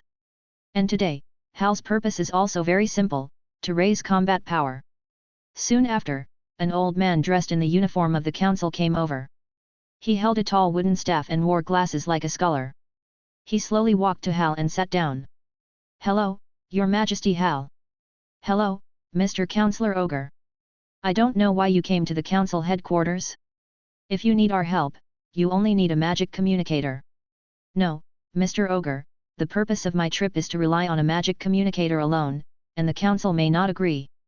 This, Please tell me clearly, Your Majesty Hal. To be frank, I want Jalal and the 6 demon generals. What? Ogre stood up in shock and looked at Hal in disbelief, his eyes full of incomprehension. What do you want them for? They are all evil and unforgivable villains. Especially Jalal. When mentioning Jalal, Ogre's face became more excited. His voice was full of anger and anxiety. Mr. Ogre, please calm down, Ultia on the side reminded him softly and gently. However, it would be better if he didn't remind him. When Ogre after seeing Ultia's face, the expression on her face was almost out of control. What? Ultia, why are you next to His Majesty Hal? Don't be so excited, Mr. Ogre, Ultia is now the chief governor of my Prisco Empire, and her work ability is really great. What? Mr. Hal, this woman she. Ogre looked at Hal in disbelief, and his right hand pointed at Ultia and trembled constantly. Please don't be rude, but the Emperor of Prisco, His Majesty Hal, in front of you.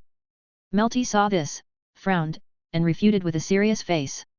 Okay, Melty, I believe that Mr. Ogre didn't mean it, he was just a little surprised. Hal touched little Melty's head.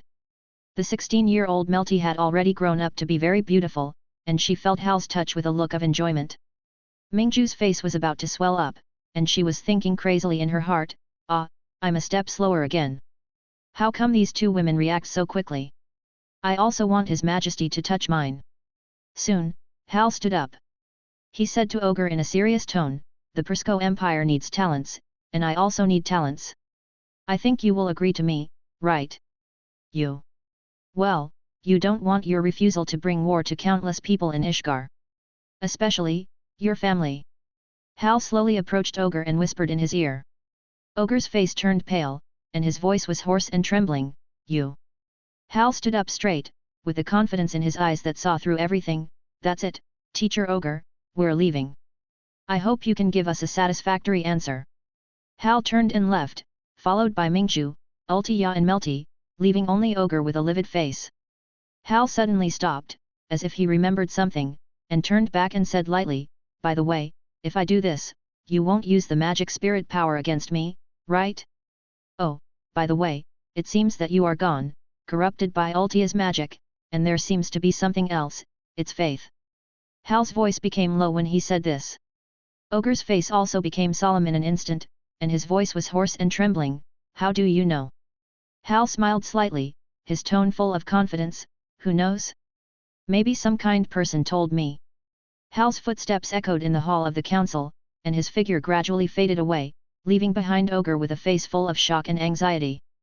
The atmosphere in the hall became depressing and heavy, and several members of the council looked at each other, exchanging uneasy glances. Chapter 113. Hal and his party walked out of the council headquarters, and in front of them was a huge black magic warship.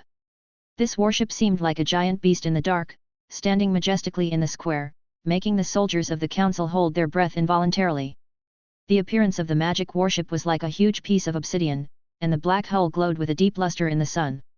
The body of the warship was slender and wide, like a sleeping dragon, giving people a strong sense of oppression. Its surface was covered with complex magic runes and protective arrays, which were all derived from the progress of magic technology in the world of Edras. It flickered faintly in the weak light, as if telling endless magic secrets. The bridge of the warship was tall and majestic, and the wide bridge was covered with magic instruments and control consoles. The top of the bridge was decorated with a spire inlaid with obsidian, like an emperor's crown, majestic and mysterious. Around the entire bridge, black steel structures swirl and interweave, outlining an indestructible fortification. Along the edge of the battleship, rows of huge magic turrets stand majestically. The muzzles of these turrets are like huge black holes that can swallow all light and life. Each turret is inlaid with a magic crystal that flashes blue-purple light. These crystals exude a chilling sense of oppression and have powerful attack power. At the bottom of the battleship, the huge magic engine is running slowly, faintly emitting a blue magic atmosphere. The sound of the engine is like thunder in the distance, shocking and powerful. The surrounding air is distorted by the stimulation of the magic engine, making the battleship look as if it is floating in the clouds. Hal and his entourage stepped onto the huge magic battleship, and 300 magic knights were ready to ensure their safety. Inside this magnificent battleship, the scene is like a magic palace, magnificent and luxurious. The interior of the battleship is decorated with exquisite magic carvings, and the walls are inlaid with glittering magic crystals, casting a warm and soft light. The floor is paved with solid obsidian, which feels steady when stepped on. Gorgeous magic lamps are hung on the towering dome, which emit a star-like brilliance. The entire interior space is as blurred as the night sky. Hal sat on the throne in the center, which is undoubtedly the most eye-catching position inside the battleship.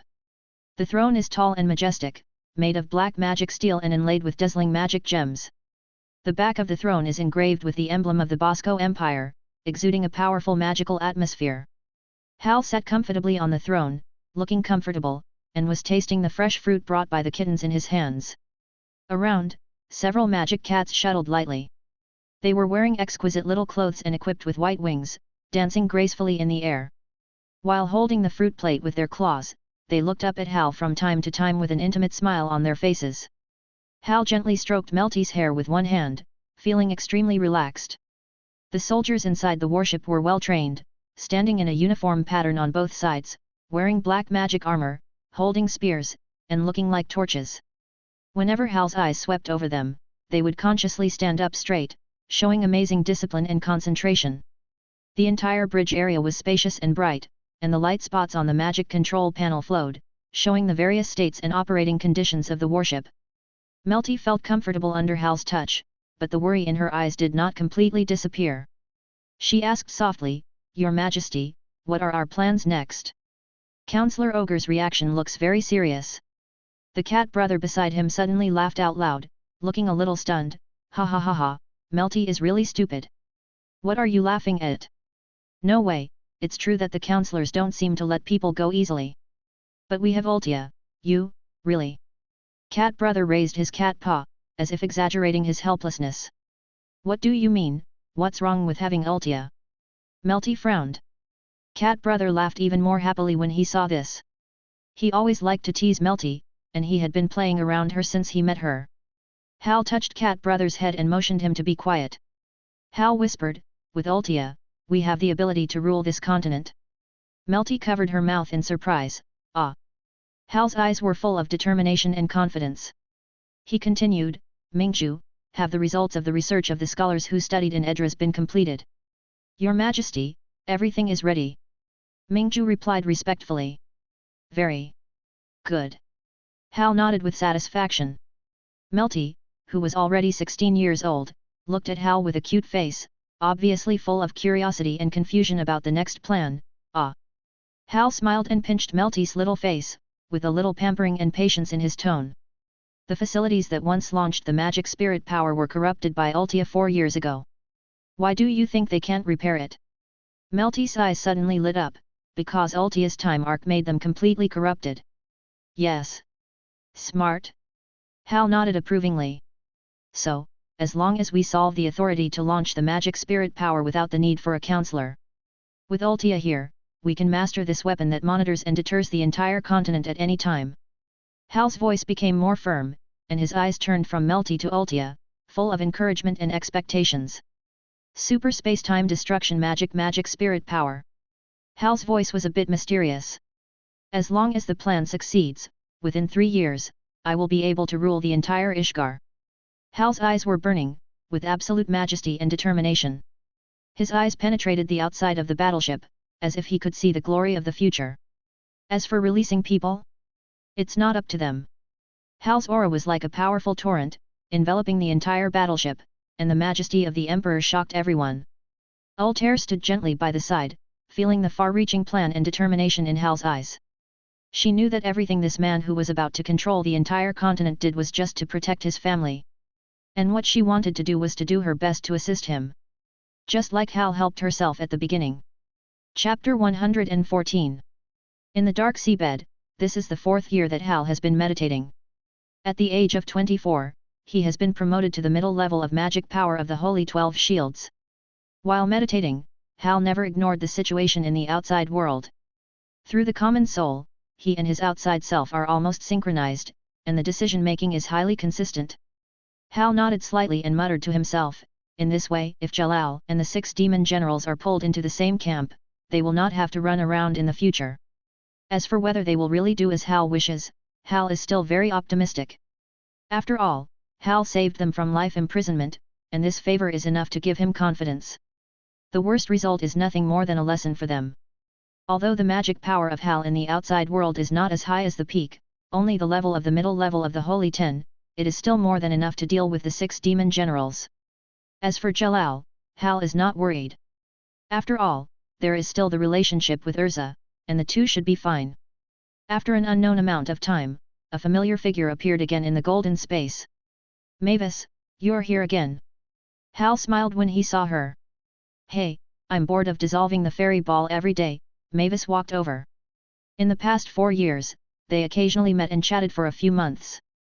Gradually, Hal had some ideas of doing something for her. Mavis, I find that you really look like the fairy girl in the fairy tale. Hal teased. Fairy girl? Mavis' eyes flashed with curiosity. Which fairy tale is that? I've been looking for fairies. Her eyes seemed to be full of stars, making her look particularly cute. Hal saw this and deliberately kept it a secret. Hey, I won't tell you. This is your punishment for not coming to chat with me for a month. No, Hal. Mavis begged like a spoiled child, with a soft and helpless tone, tell me, I have really been looking for fairies since I was a child. Hal smiled secretly in his heart, it seems that they have become so familiar with each other. So, Hal continued to weave this beautiful story, hee, that's the legend of my hometown. The legendary fairy sisters are only the size of a palm, with colorful wings on their backs, and they look very beautiful. Although they are petite, they have great power and often appear when people need help the most, leaving countless legends. Mavis' eyes lit up again, as if she was deeply attracted by this fantasy. Great! Where can I find such a fairy? Tell me, Hal. Hal shook his head mysteriously. Fairies can't be found because they are very shy and are always afraid of contact with people. Hearing this, the hair on Mavis's head drooped instantly, and her eyes dimmed a little. But... Hal paused, deliberately whetting her appetite. But... Mavis immediately perked up and looked at him expectantly. I have met fairies before. Hal said gently. Hey, really? Mavis opened her eyes wide. Yes, the fairy I met is cute, shy, and very reliable. Every day, I look forward to her coming to chat with me, and I am really grateful to her. Hal's tone was full of emotion. Unfortunately, she always likes to hide from me. Until today, I finally have the opportunity to thank her properly. Hey? Where? Mavis asked anxiously. Hal did not answer, but gently held her hand, with a naughty smile on his lips. It's here, you can't run away this time, fairy sister. Hal! You lied to me. Mavis realized that he was teasing her, and couldn't help but said angrily. I didn't lie to you, Mavis, don't talk nonsense. Hal looked at her with a smile, his eyes full of tenderness. You are obviously making up a story. Mavis puffed up her cheeks and looked at him angrily. It's true that I'm trying to coax you, but the fairy story is not made up. Hal said seriously, but his expression was a little teasing. Stupid Hal. Mavis muttered softly, with a blush on her face. I won't let go no matter what you yell. Hal laughed and teased, but his hand still held her hand tightly. Chat with me, I'm so lonely. After hearing this, Mavis was stunned, and her tone revealed a bit of confusion. Why? Didn't you say that everyone in fairy tale is in your heart? Yes, everyone is in my heart. Hal sighed lightly, and his eyes suddenly became deep. But there is someone who doesn't want me to live in her heart, and she is someone I care about very much. That person clearly knows that I have already reserved a place for her in my heart, but it's really too much to keep rejecting me. Hal whispered to himself, with a helpless look in his eyes. Hal. Mavis looked at Hal with a reluctant expression. I'm sorry, Hal, I haven't chatted with people in my original personality for a long time. Mavis' voice was a little apologetic. I was planning to teach you as the first president of Fairy Tale, but I didn't expect you to completely disrespect my identity, Mavis pouted and seemed a little angry when she said this. How can I disrespect you? Hal smiled, and then added, besides, whose president is so cute? Cute. Mavis's little hair trembled slightly. Isn't it? Hal looked at her seriously, and when he thought of her life, a trace of heartache appeared in his eyes. Okay, I forgive you, let me go. Mavis finally couldn't help laughing, with a little helplessness in her tone. No, I'm afraid you'll lie to me again. Let go. No, unless we make a pinky promise. Pinky promise? Mavis tilted her head in confusion. Yes, it's a ritual in my hometown. Once you make a pinky promise with someone, you must do it, otherwise that person is a puppy. Puppy? Mavis's face flushed slightly. Let's make a pinky promise, so I'll believe you. Ah, okay. The two people's little fingers were tightly hooked together, and Hal whispered, pinky promises must be made for 10,000 years, and whoever changes will be a puppy. Mavis looked at her little finger in a daze, and it took a long time for her to react. Ah, Hal, don't make a pinky promise for 10,000 years, it's been a long time. As long as you keep your promise, it's fine, or, you. How is it possible? I am the first president of Fairy Tale, Mavis, how can you think of me like this? Mavis quickly explained, with a little dissatisfaction on her cute face. I don't like the word big dot. Hal said with a smile, cute little senior is more appropriate. Mavis blushed, and just wanted to escape from this topic, but heard Hal suddenly teased. The first president of Fairy Tale, is your real identity a puppy? You, childish. Mavis was angry, but finally returned to Hal and sat closer to him. Hey, Mavis, let's chat. What to talk about? Mavis was still angry, but the corners of her mouth rose involuntarily. How about this, we take turns telling each other a story, and no one is allowed to repeat it, how about it? Okay. Mavis was secretly proud of herself, thinking that she had rich experience, had read many books, and was older than Hal, so she would definitely win this time. Then let's make a pinky promise. You have to make a pinky promise for this. Mavis looked at him helplessly. Of course. Okay, pinky promise. The two hooked their little fingers again, and laughter spread quietly between them. Hey, it's agreed that the story you tell must be one that the other party has never heard of. You didn't say that just now. I didn't say that, but a story that both of you know is not a story, it's boring. Well, okay, you're right. President Mavis, you're not going to cheat, are you? Hal looked at her with a smile. Who would cheat? Come on. Okay, then I'll tell you one first. Legend has it that a monkey jumped out of a stone. A monkey will jump out of a stone? Mavis opened her eyes wide with curiosity. Of course, later it made trouble in the heavenly palace and was suppressed by Tathagata Buddha under the Five-Finger Mountain. Mavis was fascinated, this Sun Wukong is really powerful, what happened afterwards? That's the next story. Hal pretended to be mysterious. What? It can't be like this. Why not? You see, my story is full of ups and downs, touching, and it has been told for a long time. Okay, you make sense. Mavis admitted helplessly. Then it's my turn. I'll tell you a story about a wizard who fell in love with a book. Hey, stop. I've heard this before.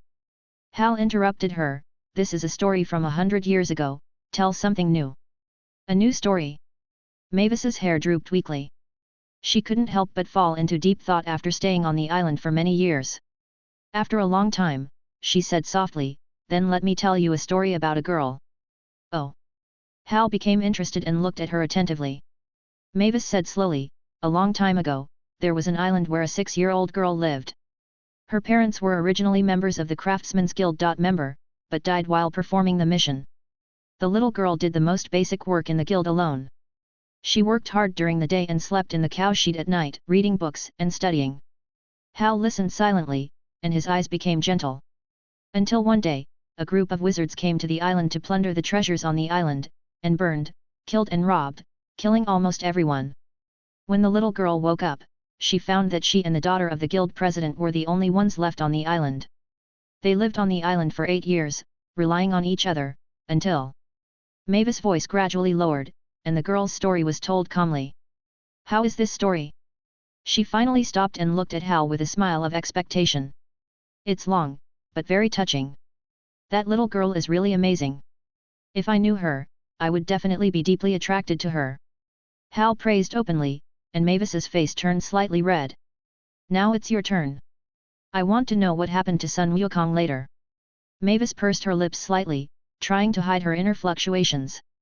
In this way, the two of them told a story, from the golden monkey raising the 1,000-pound stick to the love between the black magic boy and the girl. From the 81 difficulties, to the girl being killed by the boy's love, and turning into a ghost to guard her hometown for decades. Why didn't the girl return to her companions in the guild? Hal suddenly asked. Because she was afraid. What are you afraid of? She killed her most trusted friend and indirectly destroyed the boy's hope and love. Yuri and Jalal. Is that so? Hal was silent for a while. What about now? She is not afraid now. Why? Because the long time has given her the courage to start over. Mavis smiled slightly, her eyes were somewhat gentle.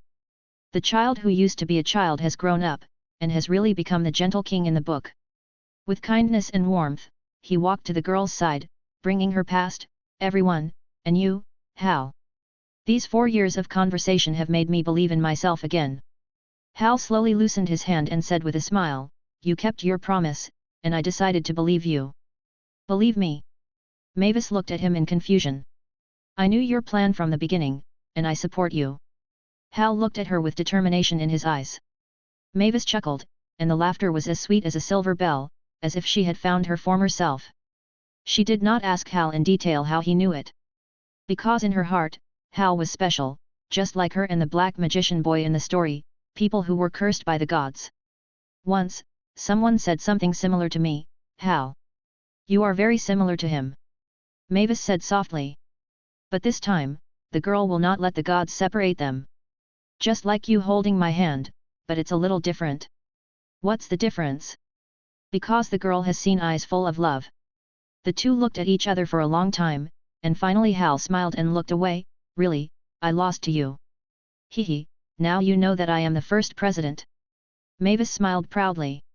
Yes, you are really amazing. Little devil. Are you talking about yourself, little President Mavis? I'm talking about you, stupid Hal. Chapter 115. On the huge throne, Hal looked down at the 6 people kneeling on one knee in front of him, Jalal, Midnight, Cobra, Laser, Sono, and YTI. Brother Cat stood on the steps under Hal's tall throne and said sternly. You were originally unforgivable sinners. Now, His Majesty has given you a chance, are you willing to serve His Majesty? Yes, we are willing. The 6 people shouted in response. Very good. Hal smiled at this, and his voice echoed in the wide hall. Cobra. Hal's eyes condensed. I'm here. Cobra hurriedly replied. I found your good partner for you. Really? Cobra stood up in shock. For him, after losing the punishment of life imprisonment, the most important thing is his Kyuberios. Of course, she is now the poster girl of fairy tale. Ah. But, Your Majesty, my Kyuberios is a snake. Ha ha ha, so you are lucky, Kyuberios lost her memory and turned into a cute girl, go find her. Hal replied with a smile. This is Your Majesty. Cobra knelt down in shock. As for YTI, Sono. I am here. I have also found your family members for you, Yukino and Wally. They are currently in the Imperial capital. Wally opened a store, and Yukino is in the Imperial Magic Army. Ah, Your Majesty, this is the reward for believing in light, my brother. YTI cried. Yukino. Sono's eyes flashed with reminiscence. And Midnight and Laser, I know you are following me just to repay me, and you still long for freedom in your heart. I will allow you to slowly find the answer, just 4 years. This. Your Majesty. Brother Cat looked at Hal with a shocked face. No problem. Your servants obey your orders. Midnight and Laser responded excitedly. From today on, including Jalal, the 6 of you will form the Imperial Magic Guard to guard the palace at all times, and you are allowed to form your own army, and in the Empire, under my direct command. Yes, we obey your orders. Everyone was possessed. The news that the Emperor formed the Imperial Magic Guard soon spread throughout the Imperial capital. Countless citizens and wizards in the Imperial capital watched this curiously. What's more, they decided to challenge the Magic Guard and control the power that is under one person and above 10,000 people. And in this context, Hal has already boarded the magic battleship and left the Imperial capital for Magnolia. The purpose of this trip is naturally to visit the companions of Fairy Tale. 3 years ago, Hal had sent a message to Uncle Ika in Bosco Country, asking him to inform his partners of his own news and the situation of everyone on Tenro Island. Therefore, under this circumstance, Fairy Tale still occupies the top guild position in Magnolia City. Several foreign guilds are completely unable to compete with Fairy Tale, which controls the huge interests of the business road. Only one guild still refuses to give up. Dusk Ghost. It is said that the guild made its fortune by collecting protection fees and rents, and later developed into a professional wizard guild. Unfortunately, it still has the same bad habits. Even if the guild does not have any powerful wizards, it still fights against Fairy Tale. Of course, Fairy Tale is not powerful now, except Hal. And the purpose of Hal's trip is to calm Fairy Tale's heart and drive away pests. There are 3 big cats and 2 kittens in the guild, but it is still not enough, and there is no one to make decisions. The magic warship flew across the sky. Even with the speed improved by Edla's technology, it still took a whole day to return to the kingdom of Fiori. Note, this is based on the map of Edla's in the plot, which is almost the same as that of Islam, and the flight speed of the warship is roughly estimated. In the original work, Edna's drove to the destination in 3 days, and the magic warship will be faster. And the map scale given by the animation is too exaggerated. Fiori is as big as our country after conversion. Don't refer to it directly. The sky of Magnolia is low, and the dull clouds are like dark clouds pressing on everyone's heart. Wakaba lay on the counter with a depressed look on his face, and the cigarette in his hand burned to ashes. His eyes were dull, as if he was trapped in endless memories. And the people who were once familiar at the counter in front of him had already changed. Behind the counter, Janana worked silently, occasionally glancing at the door of the guild uneasily.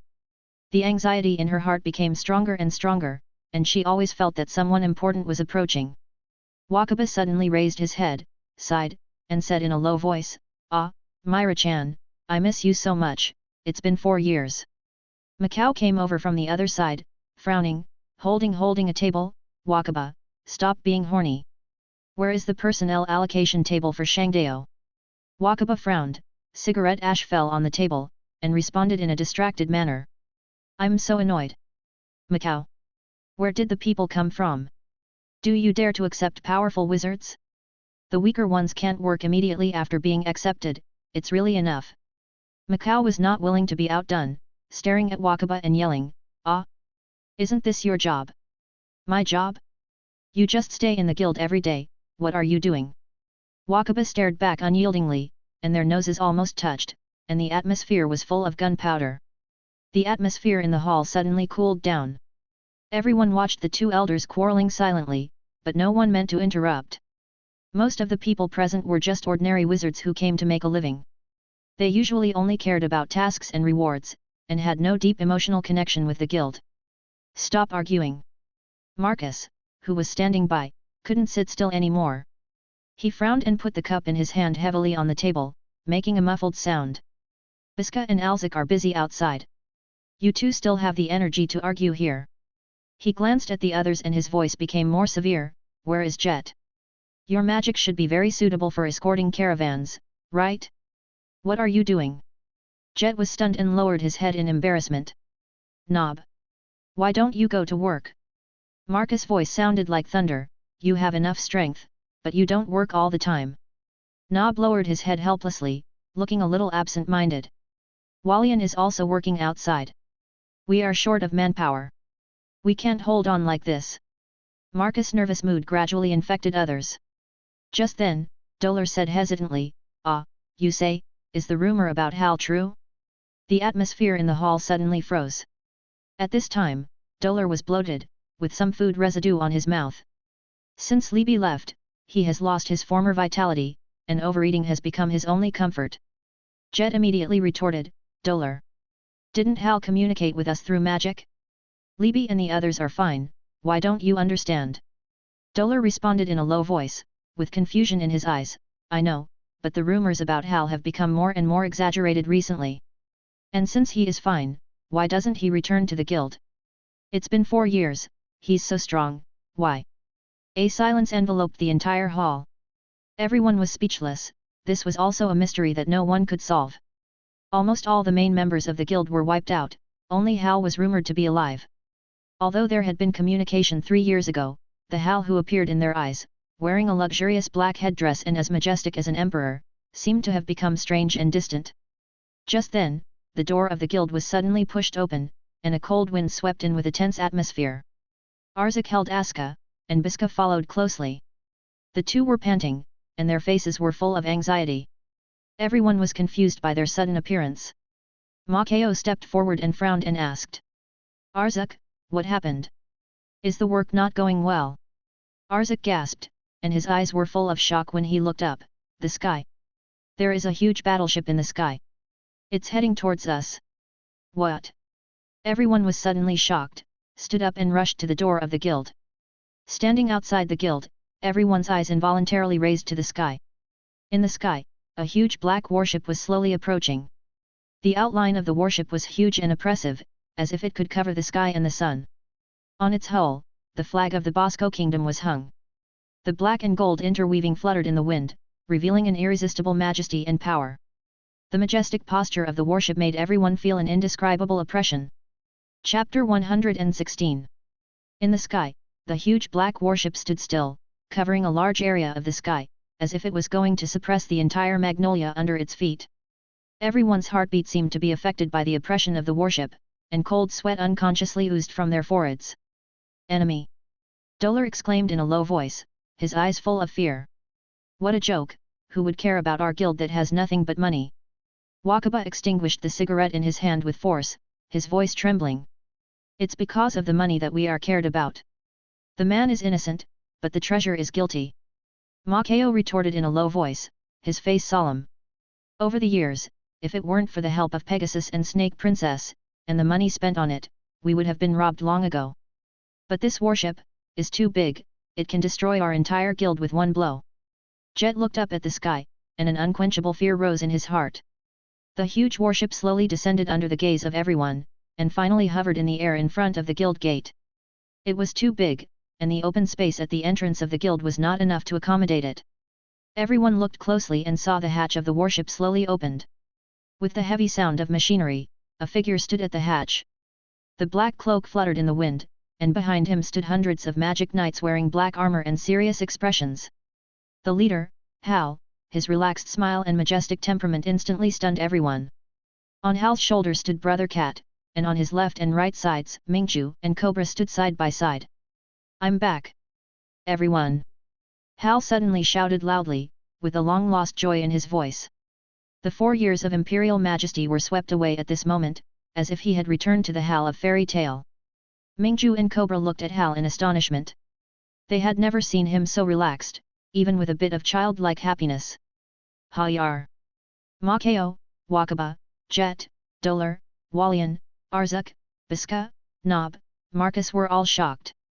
Their expressions changed as they shouted the name, from disbelief to ecstasy, and the tears in their eyes could no longer be controlled.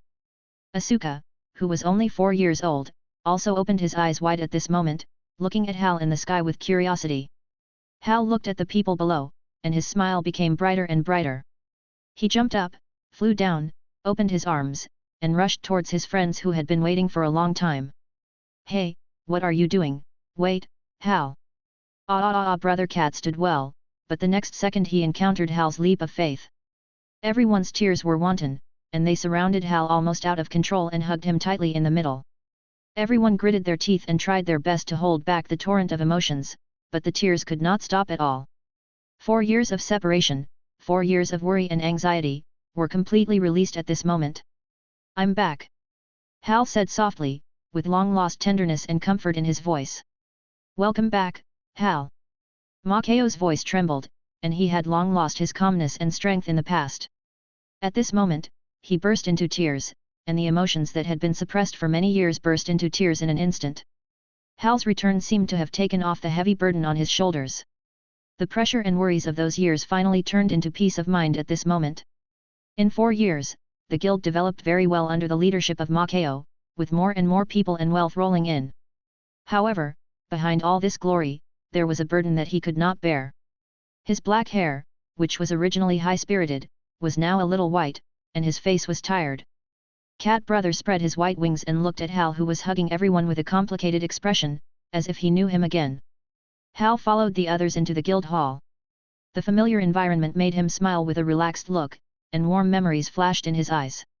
He looked around, as if he was in the carefree time in the past. With a slight smile, he casually asked, "Where is Pidgeotto? I remember he always dances here." He pointed to the table on one side of the guild. "And look, his wood modeling magic is really an art, it makes me miss it." "Where is Valian? Is he okay?" "And Litas, he likes to paint in the best view, and his inspiration seems to never run out in those years," Hal said as he stepped into the guild, as if everyone was deeply engraved in his memory. However, as Hal recalled, the expressions of the guild members gradually became complicated. Although they were moved by Hal's memory of everyone, they were more worried. They knew that some things could not be avoided after all. "What's wrong? Why are you all silent?" Hal keenly noticed the change in the atmosphere. His face suddenly became serious. The relaxed atmosphere suddenly disappeared. Could it be them? Hal's expression suddenly became serious, and the momentum enveloped the entire guild. Many new members didn't even dare to breathe, and looked at him timidly. After a moment of silence, Matteo finally spoke, with a little helplessness and reluctance in his tone, "Hal, they are injured. Something happened when they were guarding the business road, and they are now recovering in Magnolia Hospital." "Injured?" Hal's expression suddenly turned cold, and the gentleness on his face had long disappeared, replaced by a strong sense of oppression. His eyes swept across everyone like a blade, making the new members present feel short of breath. "Who did it?" His voice was low and cold, which made people palpitate. "Not sure." Matteo sighed, and then said, "But it is most likely the Dusk Demon. We have conflicts of interest with them, and other guilds have long been intimidated by your reputation for so many years and dare not act rashly." Dusk Demon. A dangerous light flashed in Hal's eyes. The name of the rogue guild reminded him of the humiliating history that had happened to Fairy Tale. "Very good." Hal smiled coldly, then turned to Mingju and said, "Mingju. I am here, Your Majesty, what instructions do you have?" Mingju stood up respectfully. She was dressed in a white combat uniform, heroic and valiant, with long golden hair scattered behind her, dazzling. "Destroy the Dusk Demon, and leave no one alive." "Yes, Your Majesty." Mingju responded without hesitation, and then quickly retreated to command the soldiers. The huge black battleship roared, slowly rose into the air, and with an irresistible pressure, it sailed towards the direction of the Dusk Demon's Guild. Everyone in the guild was stunned as they watched the battleship take off. They didn't expect Hal to be so decisive. Only the old members who had worked with Hal for many years nodded gently, with a lot of emotion in their hearts. Hal has always been like this, protecting his shortcomings and being decisive, especially when facing the enemies of Fairy Tale. He never shows mercy.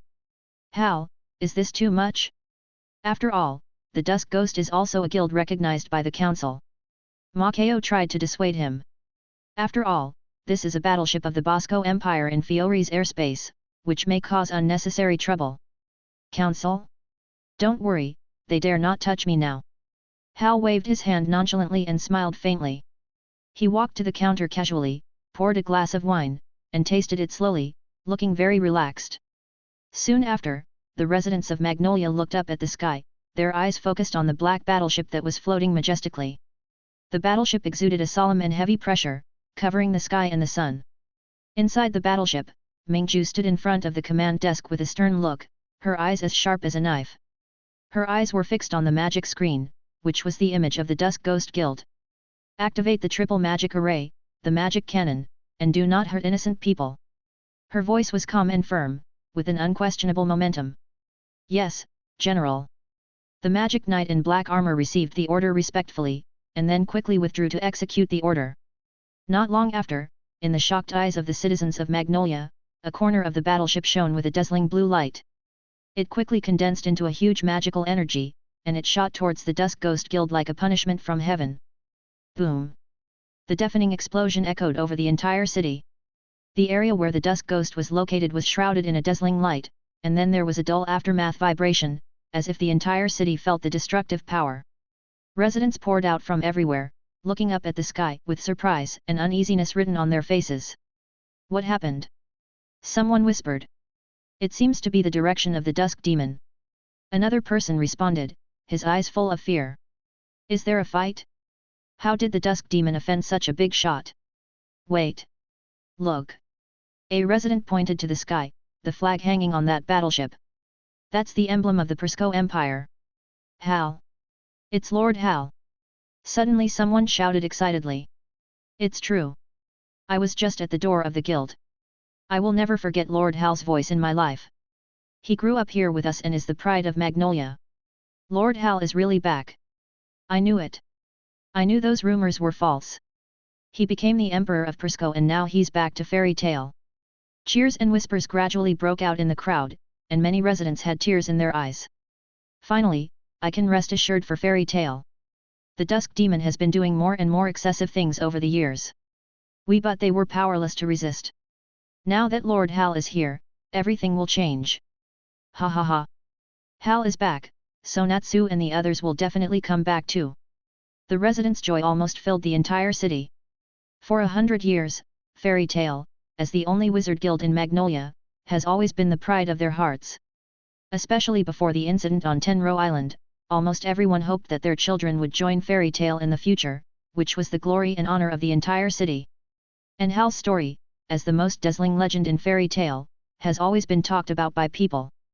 From opening up trade routes and establishing chambers of commerce when he was young to leading Magnolia to growing wealth, to joining the ranks of the 10 holy wizards at a young age, his name has long been deeply rooted in the hearts of every Magnolia resident. Chapter 117. In the sky, the huge warship slowly left, but the sky-blocking and majestic power enveloped the entire Magnolia. A woman holding a child pointed at the warship in the sky, with hope in her eyes. Xiaobao, look, that is Lord Hal's warship, which is here to drive away the bad guys. The girl in her arms looked at the sky in a daze, as if she didn't understand what was happening. In the distance, a middle-aged man spitted indignantly, his face full of anger. It's what they deserve. The Twilight Ghosts, a group of outsiders. We didn't dislike them, but they came and acted arrogantly for 4 years, extorting and collecting protection fees, and their shadows were everywhere. In the Fairy Tale Guild, everyone stared at the explosion in the distance of the city in amazement. The exploding firelight reflected on their faces, as if it was a dream. At this moment, Hal, the instigator of all this, was chatting leisurely with Walian, Jet, and others. He smiled, and didn't seem to care about the damage just now. Is this the power of Emperor Bosco? A newcomer couldn't help swallowing his saliva, looking at Hal's smile with fear. A powerful wizard guild, just one sentence. If he acts like this, Fairy Tale will be held accountable by the council, and the council will never let him go. Another newcomer suddenly stood up and accused, his voice full of anxiety. Other newcomers also began to talk, and the voices gradually increased. Hal was still drinking leisurely, listening to the noise, and couldn't help feeling helpless. Hey, Makeo, Hal turned back and asked impatiently, where did you get these people from? There is no Fairy Tale soul at all. Makeo smiled embarrassedly and explained, there is no way. After everyone disappeared, we can't recruit powerful wizards at all. These are the best. Hal snorted coldly, and his eyes swept over the new faces who were talking. Humph, with such a level of guys, where are the old members? Have they not left yet? No, Makeo nodded. That's good. Hal slowly stood up, his eyes swept across the whole place like lightning, and his majestic aura instantly made the entire guild hall fall into a dead silence. The silence lasted for a moment, and everyone just breathed a sigh of relief. Suddenly, a strong magical pressure suddenly descended, pressing hard on the newcomers who were still discussing just now. Their faces were distorted, and their bodies were pressed to the floor by a strong force, unable to move. This, what kind of magic? A newcomer who was suffocated by the pressure gasped and looked at the scene in front of him in horror. Hal looked at those who were pressed to the ground coldly, without a trace of pity in his eyes. From now on, you no longer belong to Fairy Tale. Before the voice fell, the golden magic wave spread from Hal's body, shaking the entire hall. The guild emblems of the newcomers who were pressed to the ground began to slowly disappear. No. My guild emblem. A desperate wail broke out in the crowd, and they fell to their knees, their eyes full of pain and helplessness. Hal's eyes were still as cold as steel, and he was unmoved. Hal's magic power gradually dissipated, and the sense of oppression that enveloped the whole scene also weakened, and the invisible force that suppressed everyone finally subsided. The newcomers stood up trembling, their faces still full of fear and confusion. However, even so, they did not dare to look up and look directly at Hal. Fear made them lose any courage to resist. In the hall of the guild, the Black Knights who looked at them indifferently frightened them. The newcomers left in disgrace, not even daring to say a word of complaint. Macau looked at this scene and looked at the people leaving with some distress. How, we are really short of people now. Although these guys have bad personalities, they are also a force. It's useless to have that kind of trash. Hal waved his hand disdainfully. If you feel that there are not enough people, there are a few girls among the knights at the door, you can pick any one. Give it to me. Macau's expression was a little stiff, looking at the cold knights at the door, it was a little unacceptable for a while. Don't joke, Hal. I'm not kidding. Hal smiled, I feel relieved that these dozens of magic knights stay in the guild. Macau scratched his head and sighed helplessly, well, since you said so. Hal nodded and continued, actually, I have other purposes for coming this time. On the one hand, I want to see how you are doing recently, and on the other hand, I want to get a few people to join your guild. How many people? Aren't there dozens of knights at the door? Ah, those guys have the same magic power as you, but the magic devices on them are very powerful, and their combat power is comparable to A level. A level? Isn't that the same as Natsu? Harl smiled slightly, now Natsu is more than A level. Harl then recalled a little, well, probably about the same strength as when he was just 18 years old. Macau and others couldn't help but widen their eyes when they heard this. Harl pointed casually, indicating everyone to look behind the knights. I want you to introduce them. Everyone followed Harl's gaze and saw 6 figures wearing various armors standing behind the group of magic knights. 6 demon generals, and Jalal. Macau immediately recognized them. Hal smiled and said, yes, that's them. They are already my subordinates. Let's take them to join the guild. Ah, okay. Macao and others looked at the 6 people with shock on their faces. Alzak and Bisksa were also stunned. They knew the strength of the 6 demon generals. Jalal, a genius who became a Saint 10 wizard at a young age, with extraordinary strength. As for the others, their strength 4 years ago was comparable to that of S-class wizards. The dark forces were well known. No one knew how powerful they were now. While everyone was still immersed in shock, Hal's eyes were attracted by a smart figure. A little girl was curiously grabbing his trouser legs, looking up at her little face, her big eyes full of curiosity and desire. Ha, Hal, hello. 4-year-old Aska greeted timidly. Hal was a little embarrassed and touched his hair. He usually dealt with enemies with ease, but when facing children, he was a little at a loss. Hello. Aska. You should call Hal uncle. Biska gently picked up her daughter and smiled dotingly. Oh, Uncle Hal, your clothes are so beautiful, and you look so beautiful too. Aska's voice was soft and full of innocence and curiosity.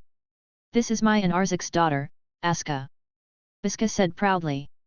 Hello, Aska-chan. Hal's eyes were full of doting, and he smiled and picked up little Aska. He loved this cute, sensible and occasionally willful child in the original book. Aska carefully wrapped her hands around Hal's neck, as if she had grabbed the safest support. She opened her eyes wide and looked at Hal curiously, as if she wanted to remember everything about him. She opened her mouth slightly and showed a childish smile.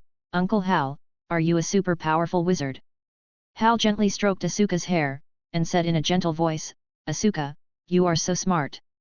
I am indeed a wizard. If anyone wants to bully you in the future, just tell me, and Uncle Hal will definitely help you teach him a lesson. Asuka's eyes lit up, and she looked up and said seriously, then Uncle Hal, can you teach me magic? I also want to be powerful, like you. Hal laughed at her words, smiled and shook his head, magic can't be learned overnight, but I can teach you some simple magic. If you want to learn, you have to be obedient. Little Asuka nodded and said seriously, I will work hard, Uncle Hal. What's wrong, Mr. Gerald? Macau looked at him curiously. At this time, Jalal's eyes stayed on Cobra. He was looking at Janana happily, and there was a little ambiguous atmosphere between the two. Jalal opened his mouth, but didn't know how to start. Harold noticed Jalal's confusion and knew his inner thoughts. Jalal. You don't want Urza to be sad, do you? Harold looked at him with a smirk. Jalal's face was slightly embarrassed, and after thinking for a while, he finally stepped forward and asked, where is Urza's emblem? Ah, Urza. Macau's eyes showed a look of reminiscence, and he recalled carefully, it seems to be. Harold answered first, left arm, dark blue. Gellert and Macayo both turned their eyes to Howl. Hehe, I know Urza very well. Howl looked at Jalal with a smirk. Gellert's expression became a little bit dramatic, and then he stared at Howl firmly. Macayo saw this and quickly tried to smooth things over. After all, we grew up together in the same guild, so it's only natural. Don't say any more, I'll cover it. Exactly the same dark blue, right arm. As Jalal spoke, he took off the expensive magic armor, which was the result of the technology of Edras and Islam. Hey! What a powerful armor! Marcus touched the armor Jalal took off curiously and exclaimed. If you like it, I can give you a set. There are many. Hal looked at him with a smile. Really? That's great. Hal. It's best to have armor that can be used with sand magic. Marcus responded excitedly. No problem. Hal nodded. At this moment, Jalal suddenly stopped when he was left with only his shirt. Seeing this, Hal asked with some doubt, What's wrong, Jalal, are you shy? However, Jalal did not respond to Hal's teasing.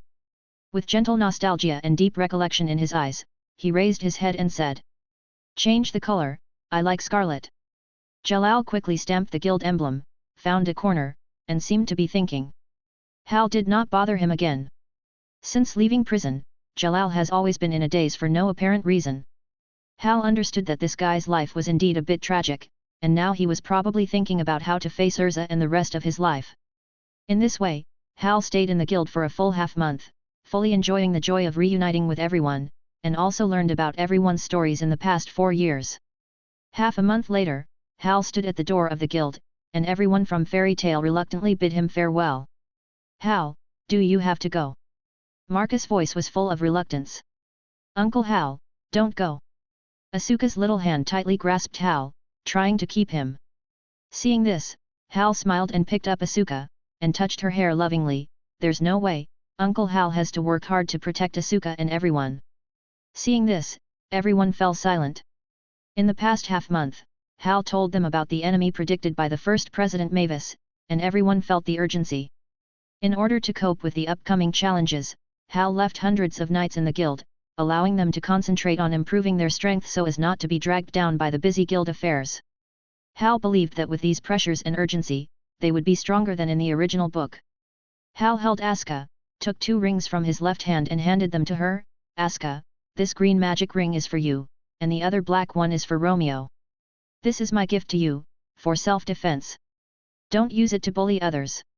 Oh, what a beautiful ring, thank you Uncle Hal, Asuka responded sweetly, making Hal's eyes narrow with a smile. Hal handed Asuka to Alzuk, and Alzuk looked at Hal with a complicated look.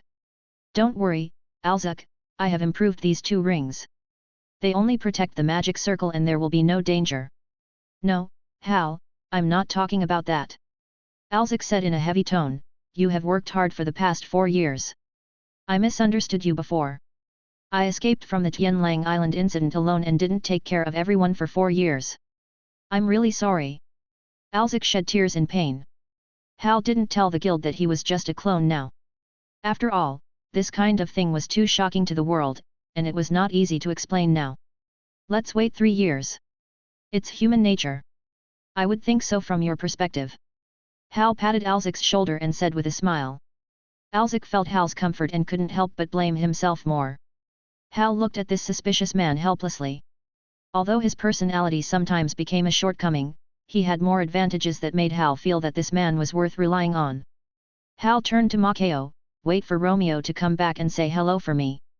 Really, you, the father, stay in the guild, but your son goes out to work with Valian. Ah! Romeo is always sensible.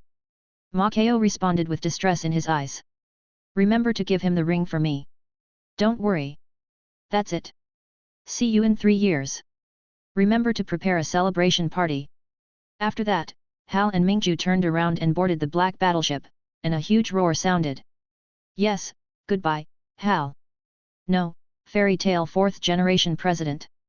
Macayo watched them leave. February 28, X788 Hal Mikadoa Saint succeeded Fairy Tale 4th Generation President, all rumors from the outside world disappeared, and countless wizard guilds and councils expressed their goodwill to Fairy Tale to help make friends with the ambitious Bosco Emperor. In April X788, the Bosco Empire's self-defense counterattack began. Chapter 118. Deep under the sea, in the quiet golden world, Hal and Mavis were talking quietly. Suddenly, a meaningful smile appeared on the corner of Hal's mouth. "What's wrong, Hal?" Mavis's hair moved with her question, and curiosity was revealed in her eyes. "My plan in the outside world is finally entering the final stage." Hal still smiled, with a bit of ease in his eyes, as if everything was under control. 4 years was enough for the two to become close friends. Perhaps it was because they were both cursed by the god Angselrum, or perhaps it was Hal's familiar personality. The relationship between the two was very harmonious. "Mavis, I need your help for the next 3 years." Hal's tone suddenly became serious. "I must make all preparations for the outside world before everyone wakes up." Mavis nodded gently, and said firmly, "Okay, this is what we agreed on. But I really hope that Ziref will not become so extreme." Hal chuckled, and a complex look flashed in his eyes. "Maybe, but he is likely to, or even invade Fairy Tale." Hearing this, the girl's eyes gradually dimmed, and her eyes seemed to wander to the distant past. "Yes, I'm afraid that no one in this world can resist the temptation of the meteor." Hal shrugged, as if he could see that Mavis was in a low mood, and his tone was a little teasing. "After all, that's your body, the kind that hasn't put on clothes yet." The air stagnated instantly, and Mavis's cheeks quickly turned red, and the hair on her head kept shaking with her shame and anger. "Hal! You are making fun of me again!" Mavis shouted angrily, grabbing Hal's arm with both hands and kneading it mercilessly. Okay, sorry." Hal endured the pain and begged for mercy helplessly, with a smile in his eyes. "Humph!" Mavis let go of her hand with a humph, still blushing like an apple. After a moment, Mavis's face returned to normal and her tone became serious. "Then, leave the next thing to me. Now, only I can go out." "Well, leave the ceiling to me," Hal responded with a smile. Mavis raised her cute eyebrows and joked with a smile, "Just you? Can you do it?" Hal smiled even more. Okay, of course I need your help, Mavis, no matter what." Mavis nodded with satisfaction, then turned around and reluctantly prepared to leave. "Then I'm leaving." "Well, be careful on the road." Hal looked at her back reluctantly. "Don't miss me." Mavis turned her head and smiled mischievously. "Well, no." Hal deliberately dragged out his tone, his eyes full of pampering. Mavis smiled lightly, then disappeared from the golden world and entered the deep sea. She quietly emerged from the sea and alertly sensed the surrounding environment. Then she determined the direction and flew away quickly towards the north. Hal, sitting in the golden world, looked at the direction she left, and a trace of reluctance flashed in his eyes. "There are still 3 years, everyone, I will never let you be threatened like this again." He clenched his hands slightly, and a strong golden light flowed from his fingertips. The golden world began to ripple, and the magic power continued to surge, as if responding to his determination. Persco Empire. Imperial Capital Visroer. Royal Palace Hachi. Hal sat on the tall throne, and his face, which was usually solemn and dignified, showed a rare soft smile at this moment. At the bottom of the steps, Minjiu stood straight, with a bit of curiosity and joy in her eyes. She asked softly, "Your Majesty, you seem to be particularly happy today, is there any good news?" Hal nodded slightly, his eyes showing some expectation. "Yes, Minjiu, I am indeed in a good mood. Get ready, our Persco Empire's military advisor, or the Prime Minister of the Empire is coming soon." "The Prime Minister of the Empire?" Mingyu was stunned for a moment, frowned slightly, and then asked tentatively. "You have not appointed the highest official of the Empire in the 4 years since you reformed your rule?" "Yes." Hal's smile deepened, and his eyes flashed with a secret brilliance. Mingyu's heart became more confused, and he couldn't help but ask softly. "Please allow me to be curious, Your Majesty, who is this adult who can shoulder such an important task?" Hal leaned gently on the throne, with a bit of nostalgia and respect in his tone. "She is the first president of our fairy tale, a genius girl who was once known as the fairy military advisor Mavis Viviamilio." Then, Hal looked towards the palace, the vast sky above, with a thoughtful look. "When she comes, the war will end soon." Border of the Bosco Empire. The sky was illuminated by the flames of war, and tens of thousands of imperial soldiers wearing heavy magic armor advanced like a black torrent.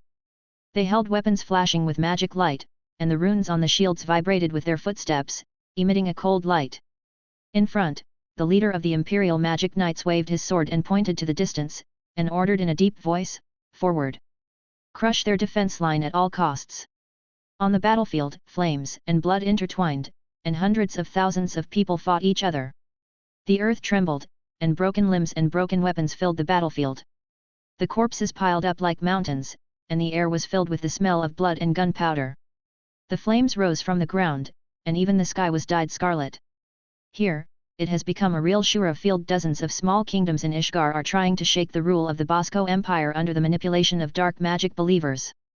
In the sky, a huge black magic warship was suspended, its hull covered with runes, like a sleeping beast.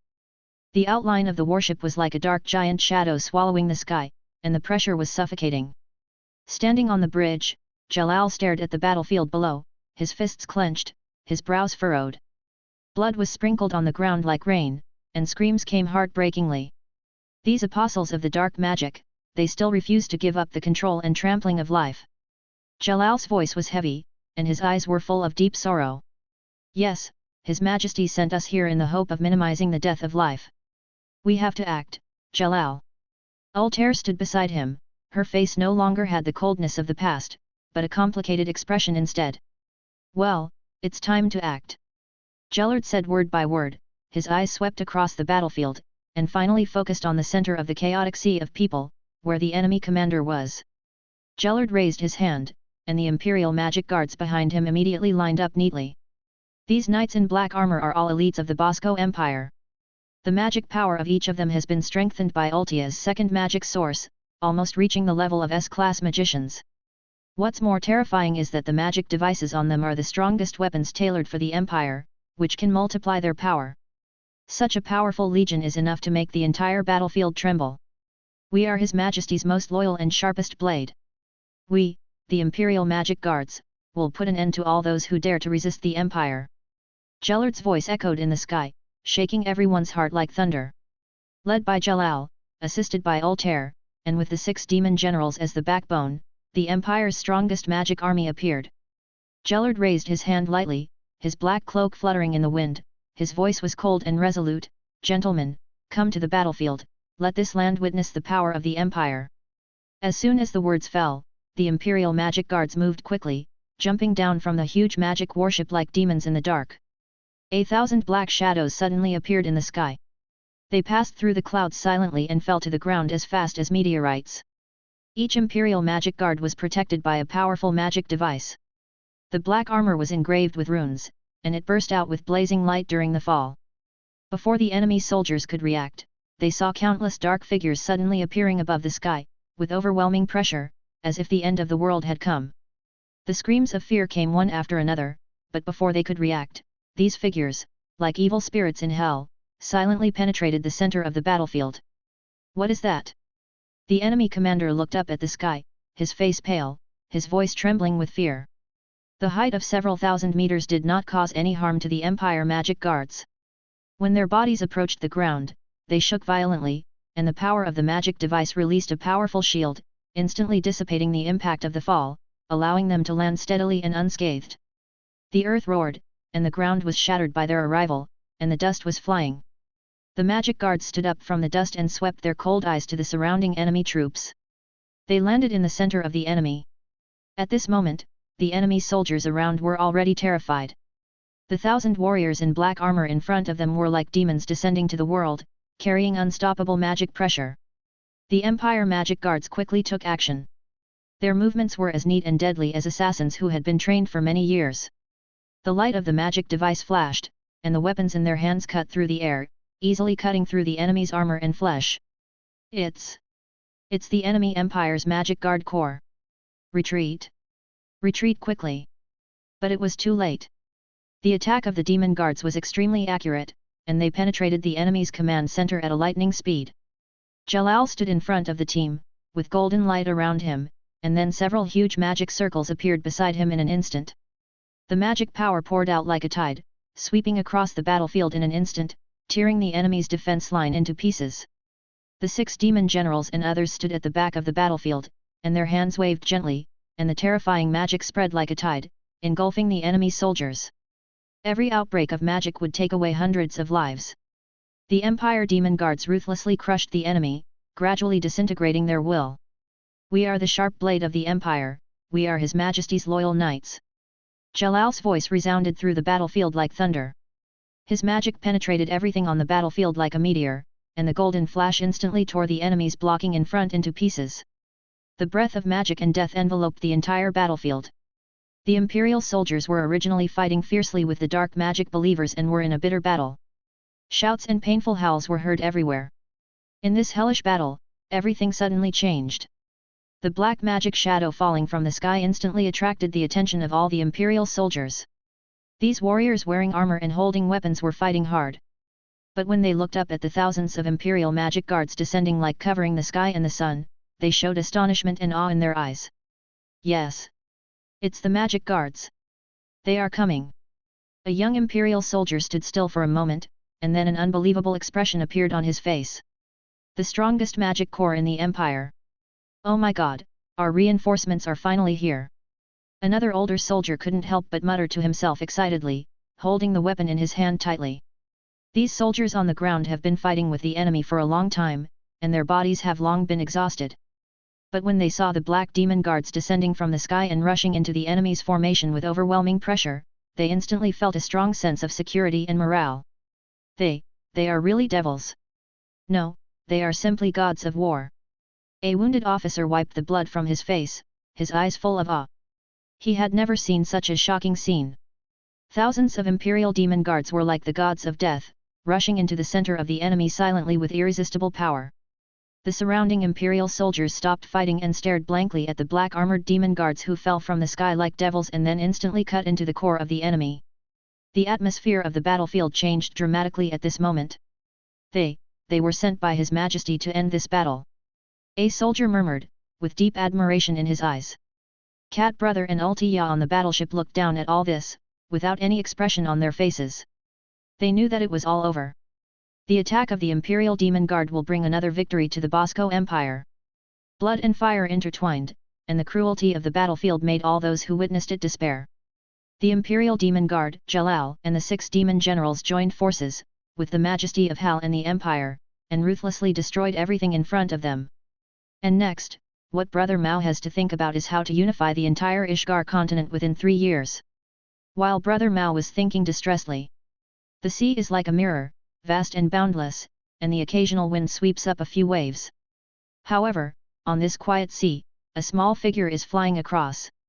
Mavis stepped lightly across the water, and every step was like stepping on solid land. The waves under her feet were gently crushed by her, leaving a string of crystal water droplets behind her. She was as fast as lightning, but there were tears on her young face, and her eyes were full of helplessness and grievance. "Stupid Hal!" She ran, puffing her cheeks and mumbling, her voice mixed with grievance and dissatisfaction like a little girl. "I don't know if anyone will come to pick me up. How long will I have to run like this?" Mavis choked, her voice full of grievance and fatigue. Her figure seemed particularly lonely on the vast sea, the sea breeze blew gently, and the hair on her head swayed with the wind. "Woo woo woo! Stupid Hal!" Her complaints echoed in the empty sea, looking fragile and helpless. Chapter 119. Deep in the sea. In the Golden World. Hal sneezed for no apparent reason. He touched his nose and said speechlessly, "Which idiot is saying bad things about me?" Palace Hatch. Hal sat in front of the tall throne, with a mountain of documents in front of him. He couldn't help frowning while reviewing government affairs. Brother Cat was leading his army to fight outside, and many important affairs fell on his shoulders. "Damn, I'm really short of manpower," he muttered in distress, with a helpless look on his face. "You deserve it. Who made you run so far?" A crisp voice suddenly sounded. Hal looked up suddenly, with a hint of surprise on his face. "Mavis." He saw Mavis floating not far away, with a playful look, and he was relieved immediately. "Where have you been? Why are you here just now?" "Hey! I've been rushing all the way here, I'm so tired," Mavis complained angrily. "Can ghosts get tired too?" Hal raised his eyebrows curiously. "Tired of heart? Do you understand, silly Hal?" Although Mavis complained in a complaining tone, there was a cute look on her face. Hal smiled and raised his hands in surrender, Okay, okay, I was wrong, I forgot. But, you should be able to fly. Humph. Mavis pouted, then froze for a moment. Wait, it seems, you're right, I'm a ghost, I can indeed fly. Hal shrugged, pretending to think, muttering in a low voice, I'm beginning to doubt the title of Fairy Military Advisor. What did you say? Mavis's silly hair trembled, and her eyes instantly became sharp. Just when the atmosphere was tense, the door of the hall was suddenly pushed open, making a heavy sound. Ah! Mavis was startled and immediately hid behind Hal's chair, sticking her head out alertly. A man in a neat suit walked in, with a calm and majestic expression on his face. There were a few strands of silver in his golden hair, showing that he was not young, but his momentum was still extraordinary. Your Majesty, Heartfilia has arrived. The Black Knight reported respectfully. I know, go down. Hal nodded, still calm. Yes. The knight bowed and left, and the palace door slowly closed behind him. Jude Heartfilia walked into the hall, looked up at the magnificent palace, and his eyes could not help but stay on Hal, who was working at his desk.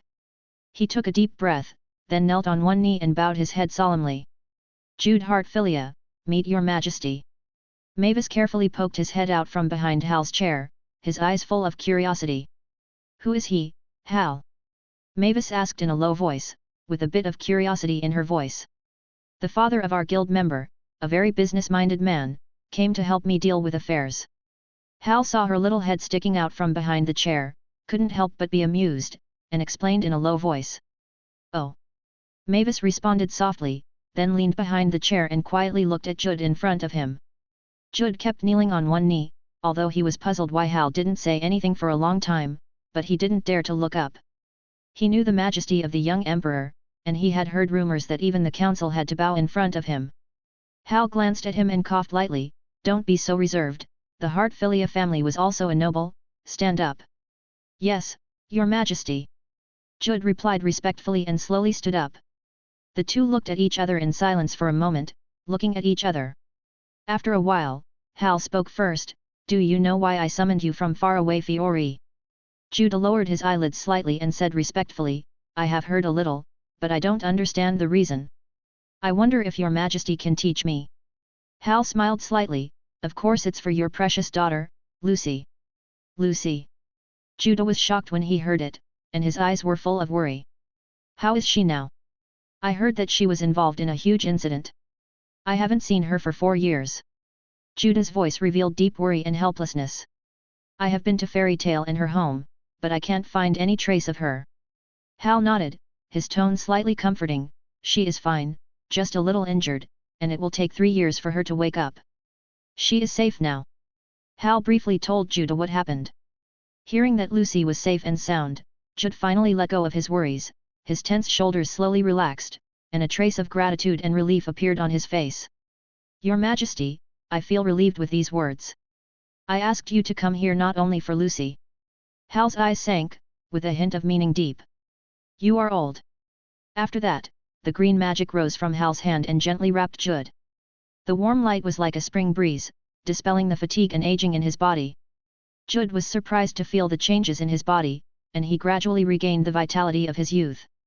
This is... The green light became stronger and stronger, and the whole hall was illuminated by the dazzling light. Mavis couldn't help but open her mouth and exclaimed, oh! So amazing! As the light gradually faded, Jude's face became much younger, and his body seemed to be full of new vitality. He could clearly feel that he seemed to have regained at least 20 years of youth. Thank you, Your Majesty. Jude bowed his head excitedly to thank him, with tears in his eyes. Hal waved his hand lightly, it's nothing, after all, I don't want Lucy to wake up and find that her father is gone. Thinking of his daughter, Jude's heart was touched again, and tears couldn't help falling. He hadn't seen his daughter for 4 years, and even thought that he would never see her again in his life. His heart was full of longing and self-blame. Hal did not disturb Jude's emotional fluctuations, but turned to look at the surprised Mavis. How powerful, Hal! You are so powerful!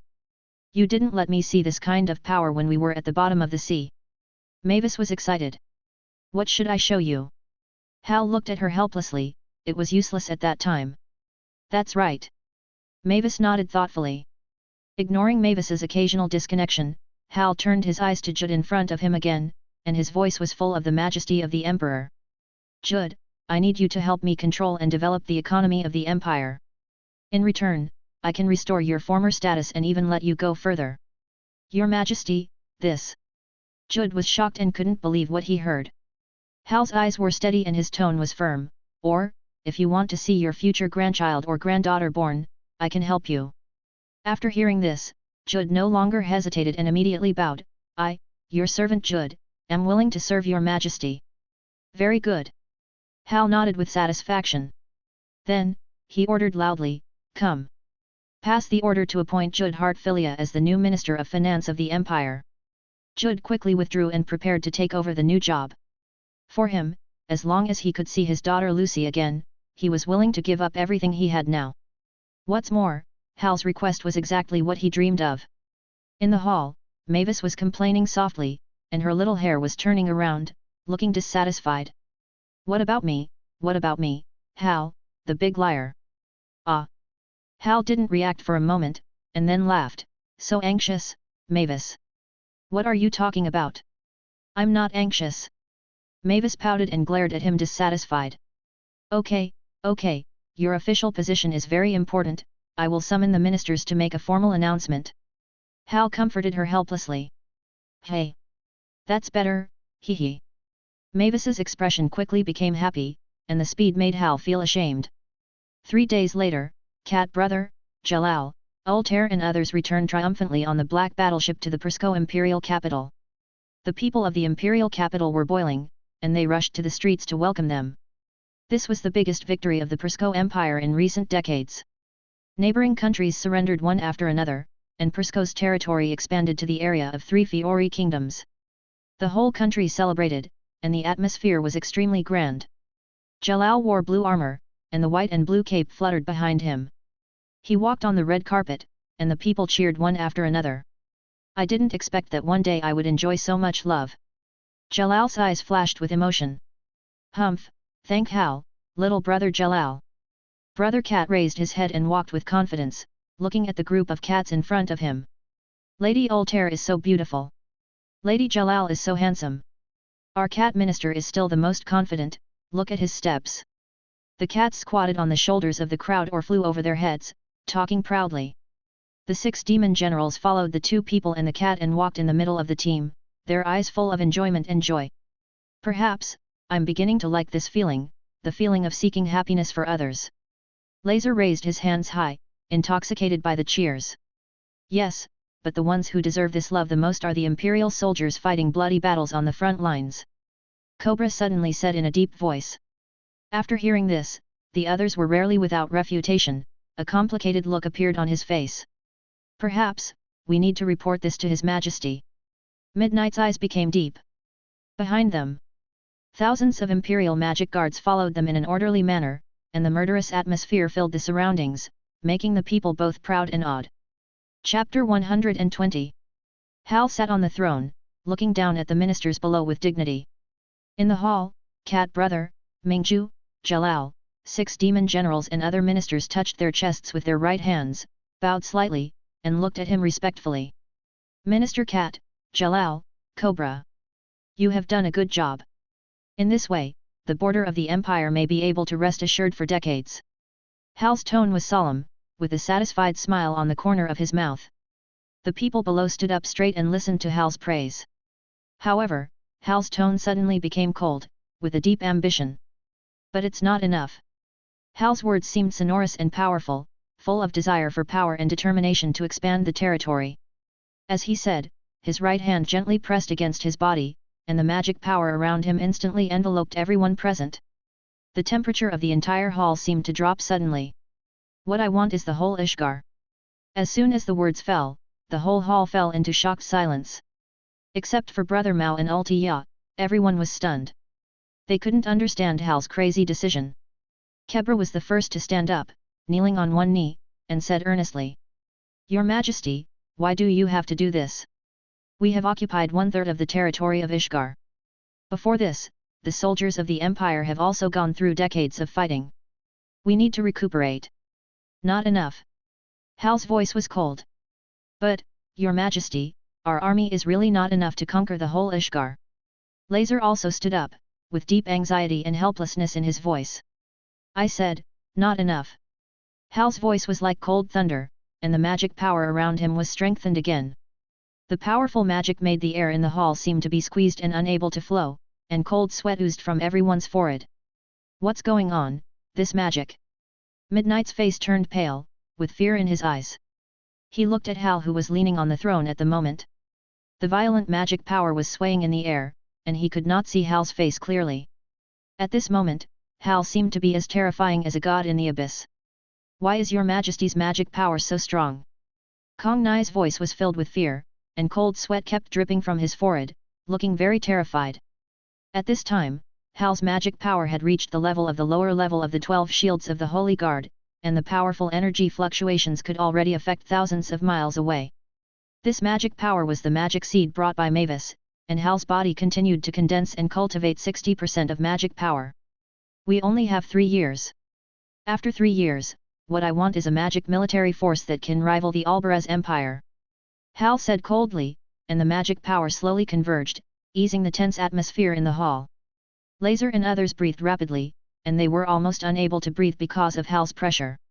Your Majesty, how strong is it that we can't resist it just by momentum? White said in a trembling voice, with deep awe in his eyes. Okay, Hal. Stop bullying them. A crisp voice broke the tense atmosphere. Everyone looked up in surprise, and saw a girl with yellow and white hair standing next to Hal, with a cute expression. She was wearing a modified white imperial official uniform, bare feet and other aspects were no different from her previous outfit. Seeing this, Hal retracted his momentum and looked at her with a hint of helplessness. Your Majesty, this is... Altair looked at Mavis in surprise, and her mind quickly calculated Hal's plan. Let me introduce the new Imperial Archon and Prime Minister of the Empire, the first President of Fairy Tale, Mavis Viviamilio. Hal's tone was firm and confident. Hey, hello everyone. Mavis greeted everyone happily. Her smile was as warm as the sun, making the atmosphere in the whole hall instantly become much more relaxed. Everyone looked at each other, looking at the girl in front of them, looking a little confused. Jalal also looked thoughtful. Hal saw the doubts of the people, but did not intend to say much. He believed in Mavis's talent and believed that everyone would not disobey his orders. Hal said directly, next, all military activities to unify Ishgar will be in charge of Mavis, and all departments in the Empire will obey her arrangements. Is it possible? Your servants obey your orders. Everyone responded in unison. Although they were still a little confused, they had no objection under the majesty of Hal. Hee hee. Mavis responded with a chuckle, with excitement in her eyes. Chapter 121. In the palace hall. Hal left quickly, and took Mingju, who was watching the show, with him. Your Majesty, where are you going? Hal ignored her, and in order to save trouble, he hugged her by the waist and turned into light and left, and came to a huge conference room. A huge magic map appeared in the center of the conference room. Is this a world map? Your Majesty. Mingju was obviously confused. From now on, you will have 3 years to send people to slowly infiltrate Albarez. I need their information. Hal looked at her with a smile. Yes, Your Majesty. Mingju's face was slightly red, but she didn't ask Hal more questions. As a soldier, she always took obeying orders as her duty. On the other side, Gerald and the 6 demon generals who stayed in the palace looked at Mavis in surprise. Mavis had regained her cold expression at this moment, and she calmly touched her chin as if thinking. Go immediately, mobilize the 3,000 Imperial magic guards in the Imperial capital and the 7 of you. Mavis pointed at the 6 magic generals, Jalal and Altair.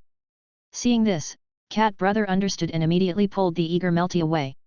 What, Cat Brother? I don't want to go, I want to go too. You want to go anywhere, but His Majesty won't agree. He doesn't even want to use magic to suppress you, so how could he let you go to the battlefield? But I have learned these things since I was a child, Melty said unconvinced. Seeing this, Cat Brother loosened his claws on Melty's shoulders and was silent. It is because you have been living in that kind of environment since you were a child that you can't go. Make new friends in the Imperial capital or the Empire. If you want to fight, wait until you are an adult. What? Melty was a little discouraged. Although she and Cat Brother quarreled from time to time, she didn't dare to refute when Cat Brother was angry at a critical moment. She was dragged away like this. Cobra, Midnight, and others who stayed in the palace were a little shocked. Your Majesty only has 3,000 Imperial magic guards to protect him and the Imperial capital. We don't have the authority. I do. Let's talk about the details of the battle on the warship without further ado. Now, set off immediately. Mavis's expression was still cold and unrecognizable. Everyone had to obey. Yes, Archon. In the following year, Mavis's performance conquered the entire Persco Empire, or the entire Ishgar. Her outstanding military talent allowed the Persco Empire to double its territory again with only 7 magic warships and 3,000 magic guards. Her clever layout and well-thought-out plan made her plan almost free of military operations with substantial conflicts. Mavis knew that the key to success was not only the number of troops, but also the exquisite strategy and superb tactics.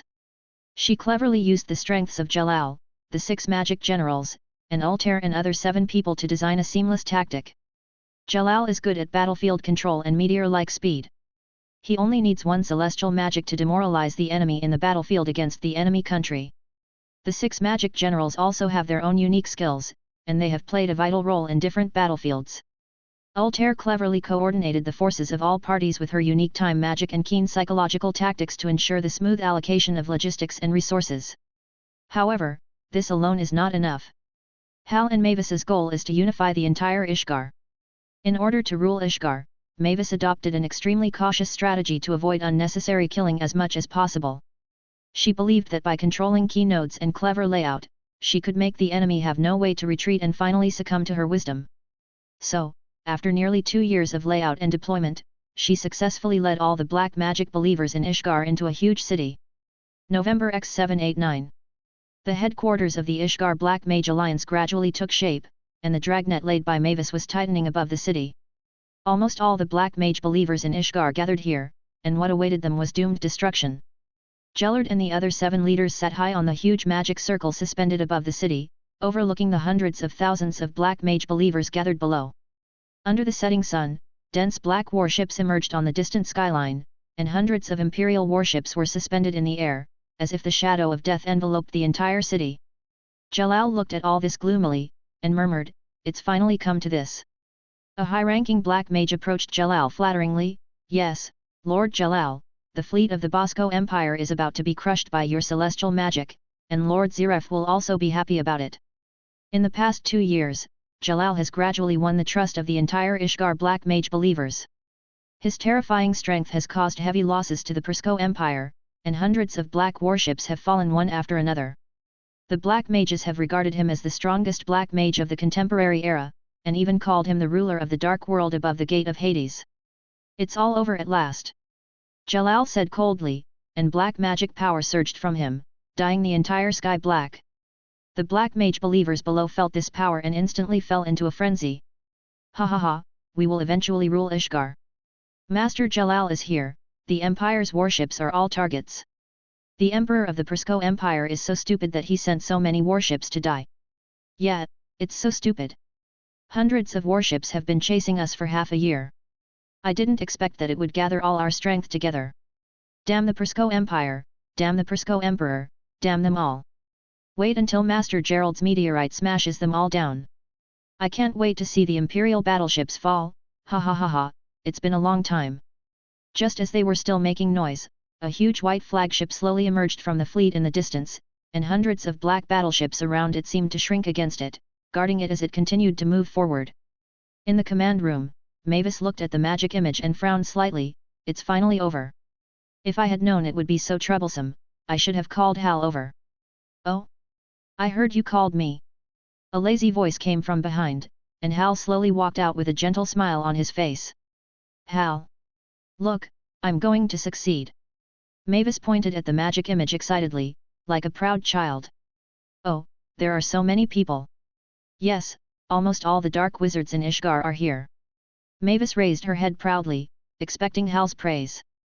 "Good, good, great." Hal smiled and rubbed her hair, and Mavis also showed a smile of enjoyment.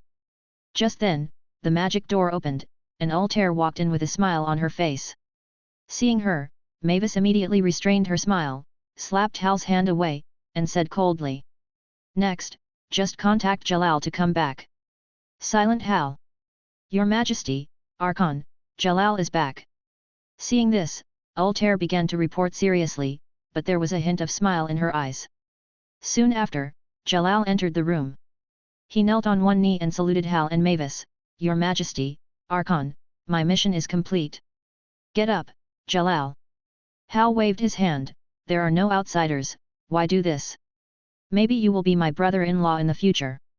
Hearing this, Jalal's expression suddenly became unnatural, and the long-lost crimson figure flashed in his mind. It has been 6 years. He hasn't seen her for 6 years. He misses her more and more, but he is also more and more afraid. He doesn't know how to face her. Hal saw Jalal's hesitation, handed him a cup of tea, and asked casually, "Tell me how you got out of so many people, I'm curious." Jalal lowered his head slightly and answered awkwardly, "Actually, I'm still in the formation, but that one is, the thought body." Puff. The same method as the Tower of Paradise incident at that time. Hal sprayed out a mouthful of tea, his face full of disbelief. Yes. Did no one notice it?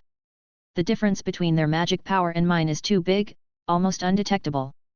Jalal touched his hair awkwardly. Hal shook his head helplessly. Altair was laughing on the side, and Mavis couldn't help but chuckle. She secretly mocked Hal with telepathy. Hee, I asked you to steal my tea, are you going to drink it? Hee. Mavis's cold expression was full of evil. Ignoring Mavis's teasing, Hal unilaterally cut off the telepathy and said seriously, "Well done, Jalal. You and Altair acted well." Then, he turned to Altair and said softly, "This plan can be successful. Your time arc has contributed to the restoration of thousands of warships, thank you for your hard work. Well, after these exercises, my magic power has become stronger by more than a little bit." Altair smiled cheerfully, which was almost impossible before. But in the past few years, Altair has personally sent troops to save countless lives and received countless thanks. At this moment, she just wants to continue to protect. Hal nodded and led everyone to the control room of the battleship. In the control room, hundreds of technicians were busy, their eyes they instantly gathered around Hal, full of reverence. Hal glanced at them, his voice low and powerful, "Ishgar will soon be under our rule, and today is the last battle." "Yes, Your Majesty." Everyone responded in unison. "Start the magic array of the Supertime and Space Destruction Satellite Magic Spirit Power." At Hal's command, the entire battleship command room instantly became tense, and various technicians began to operate the magic instruments busily. "Connect the Supertime and Space Destruction Satellite Magic Array and start the initial connection." A senior magic technician quickly entered the command on the light screen, staring at the screen with anxious eyes. "Magic power transmission is stable, the connection node is normal, and satellite synchronization begins." Another operator followed up with a report.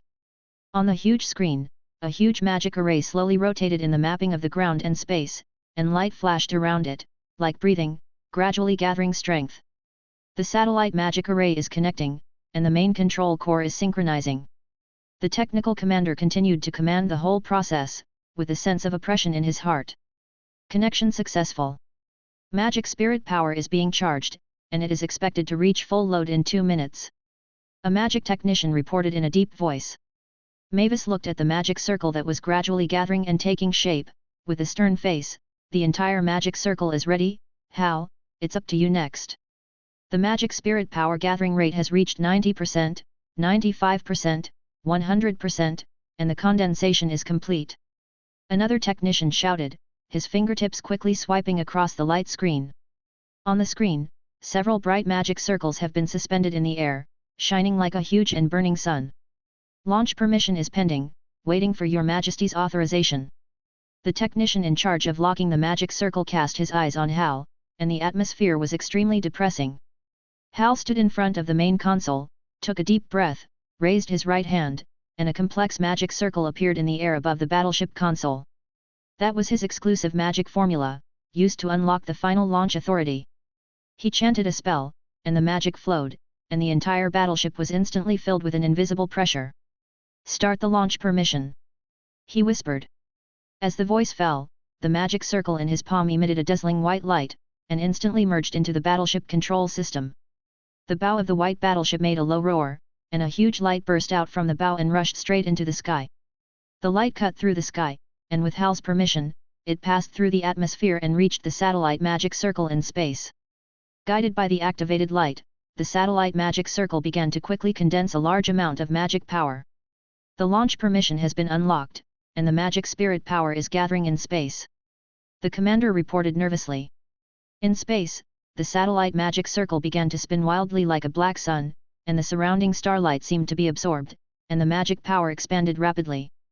The magic spirit power is condensed, and the satellite magic circle is destroyed in the ultimate time and space, and the final attack phase has begun. The technicians shouted in unison, and the atmosphere in the entire battleship control room reached its peak. Hal smiled slightly, his eyes as calm as ice, watching the destructive force gradually forming in space. In the distance, on the huge magic circle in the center of the city, a leader sensed the terrifying magic power above the sky with a look of horror. That magic power! It went to space. Wait, it won't be. Chief Jalal, we should. The black magic leaders tried to ask Jalal's opinion. However, Jalal, who was originally sitting on the top, gradually became illusory and then disappeared. Thought body. The black magic leaders seemed to realize something at the same time, looking at the sky with dull eyes. With the activation of the satellite magic circle, the rotating black sun in space reached its extreme, as if the entire starry sky was swallowed by it. In an instant, the condensed magic spirit power turned into a blazing beam of light, which burst out from the center of the satellite magic circle and shot straight to the ground. When the beam of light penetrated the atmosphere, the air instantly boiled, as if the whole world was shaking. Before the black magicians on the ground could react, a dazzling crack appeared in the sky, as if the end of the world had come. The beam of light hit the center of the city where the black magicians were, leaving no room for resistance. Boom! The huge explosion sounded like thunder roaring through the world, and hundreds of thousands of black magicians were annihilated by the terrifying magic power before they even had time to scream. The strong shock wave instantly exploded with the city as the center, raising a huge wave of dust. The sky and the earth lost their luster at this moment. Those once arrogant and rampant black magicians, along with the city on which they depended for survival, turned into nothingness. Dust and ruins around.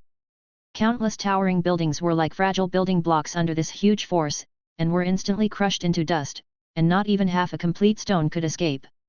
The ground around the city also trembled wildly in this blow, and cracks hundreds of meters deep spread like spider webs, as if the entire continent was broken by this devastating impact.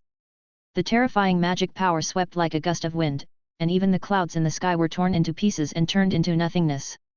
Those black magicians who thought they were safe under the protection of Jalal were as small as dust in front of this extreme magic. No matter how powerful they were, no matter what kind of dark magic they possessed, they could not escape the fatal destruction at this moment. The ground of the entire city was destroyed to the extreme at the center of the explosion, and a barren land appeared. The once huge city turned into a huge deep pit, as if it was swallowed by the giant mouth of a demon. The remaining magic power was still floating in the air, and the biting cold and distorted space made people shudder. The fanatical Black Mage Alliance, in this moment of destruction, along with their beliefs, ambitions, and existence, were annihilated into nothingness. There was no life on the earth, only terrifying silence and desperate emptiness. December X789. The most terrifying one-sided crushing war in the history of Ishgar spread across the continent, and people called it, the Battle of Sky Annihilation. Chapter 122. December X789. Hal declared war on all non-permanently neutral countries on the entire continent. He announced that he would unify the continent. January X790. Almost all countries on the Ishgar continent have known the terrifying results of the magic elves. At the same time, due to the incident of the council visiting the Bosco imperial capital in January, more than 90% of the countries on the entire Ishgar continent declared their submission to Hal and became vassal states.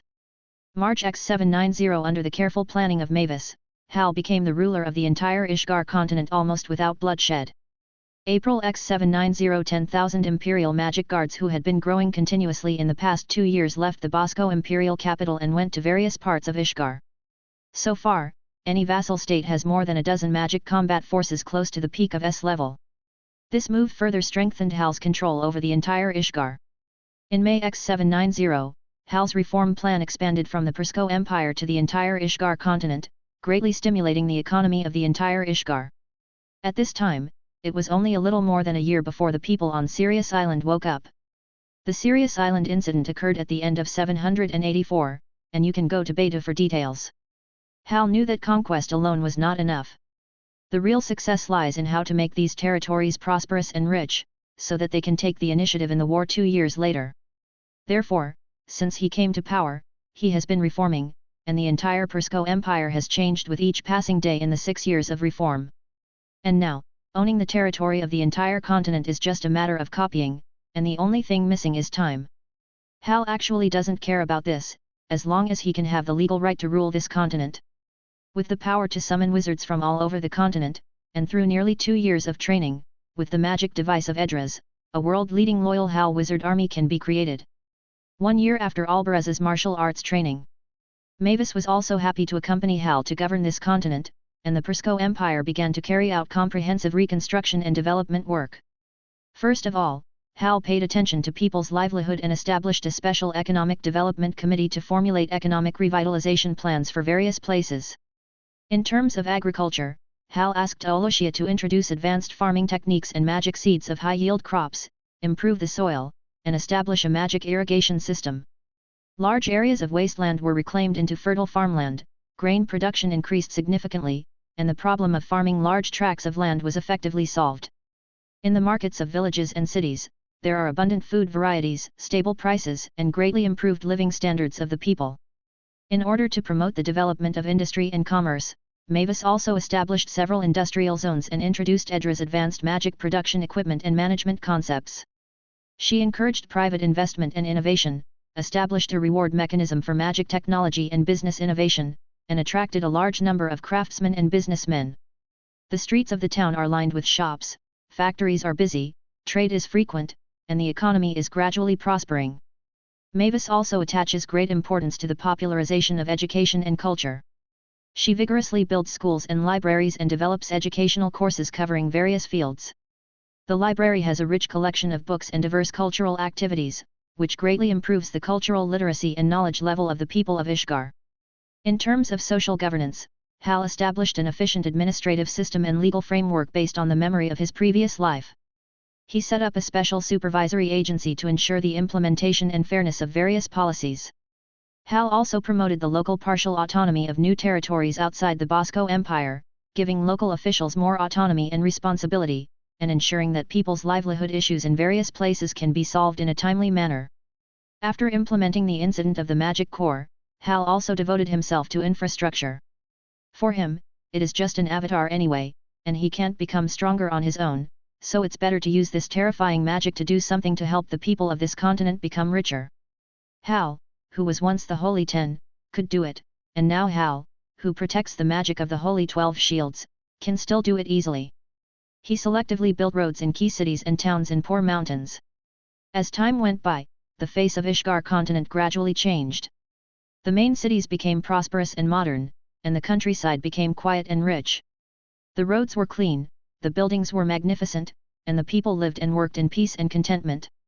The prosperous scene reflected the foresight and governance wisdom of Hal and Mavis. Their names were praised everywhere and became a symbol of prosperity and wealth. Mavis looked down at the sea, the breeze brushed across her face, her eyes full of satisfaction and pride. She knew that all these achievements were not just for the promise with Hal, it is also for the future of all fairy tale people.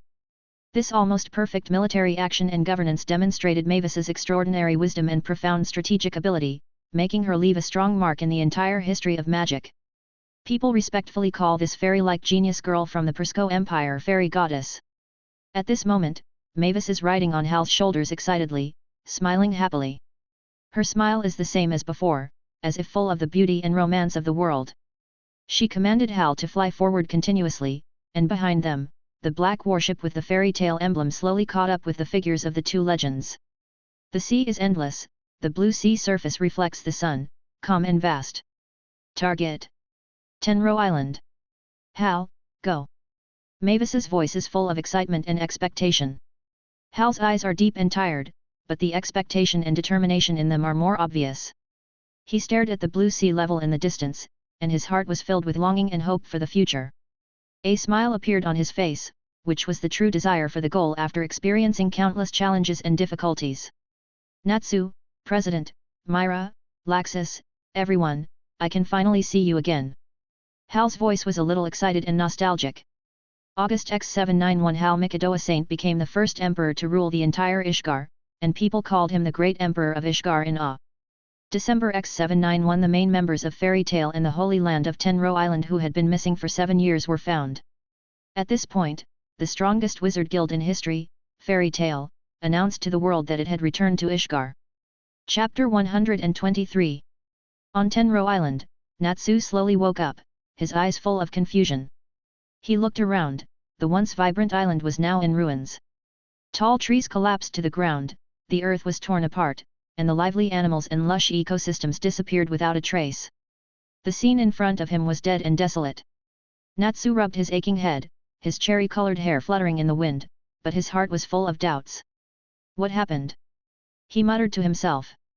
Where did everyone go? I remember. Hal, and Black Dragon. A chaotic memory flashed through his mind, and he stood up suddenly.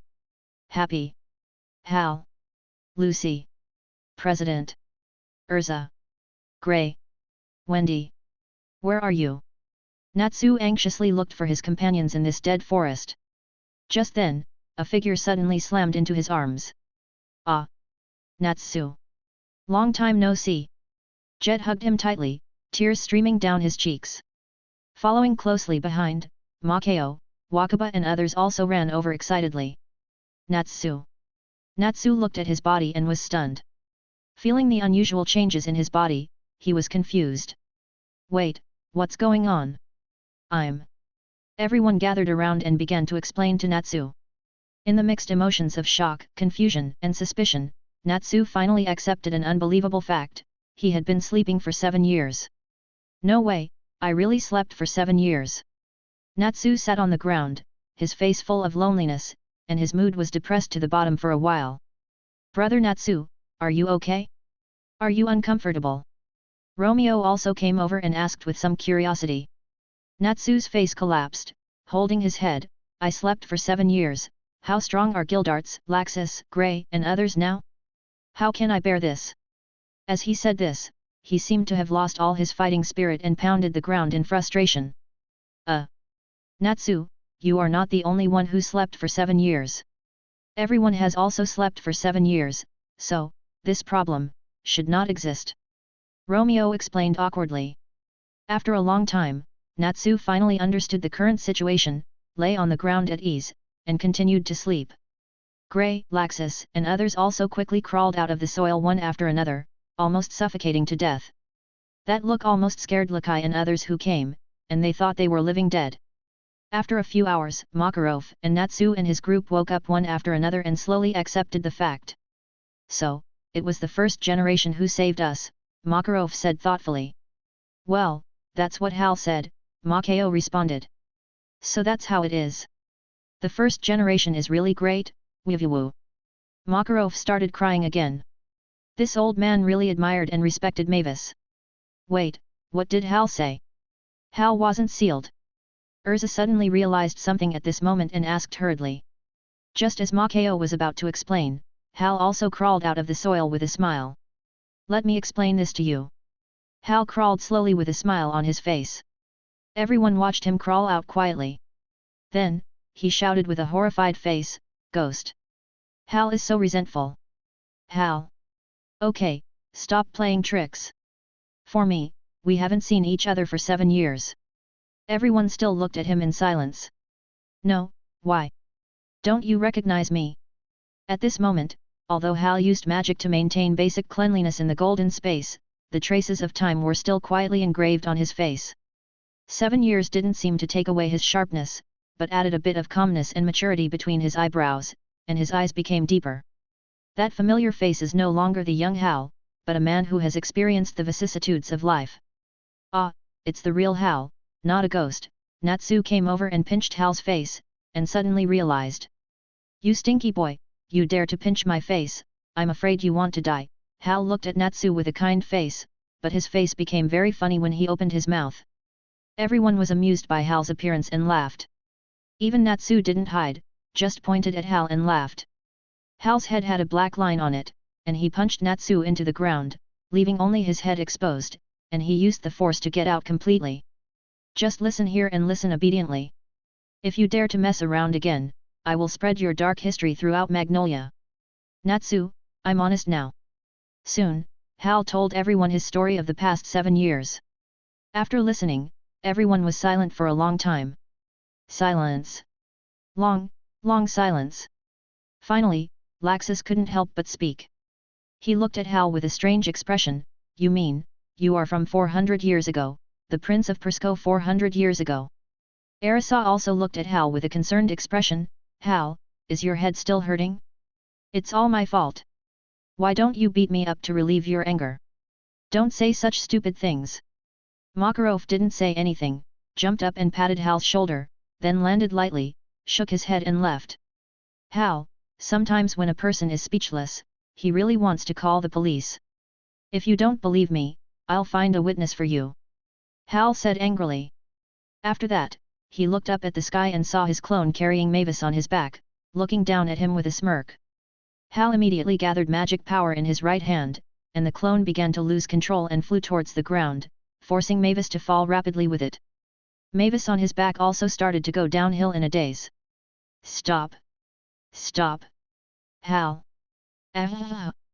Mavis fell down riding Hal's clone with a scream. Just as she was about to land, Hal's clone turned into magic and returned to his body, and Mavis fell lightly into Hal's arms. Princess Hal held Mavis and faced everyone. At this moment, everyone was dumbfounded. What's going on? Are there really 2 Hals? Laxus looked incredulous. That little girl is really the first President. Mavis Urza also widened her eyes. What a terrifying magic power!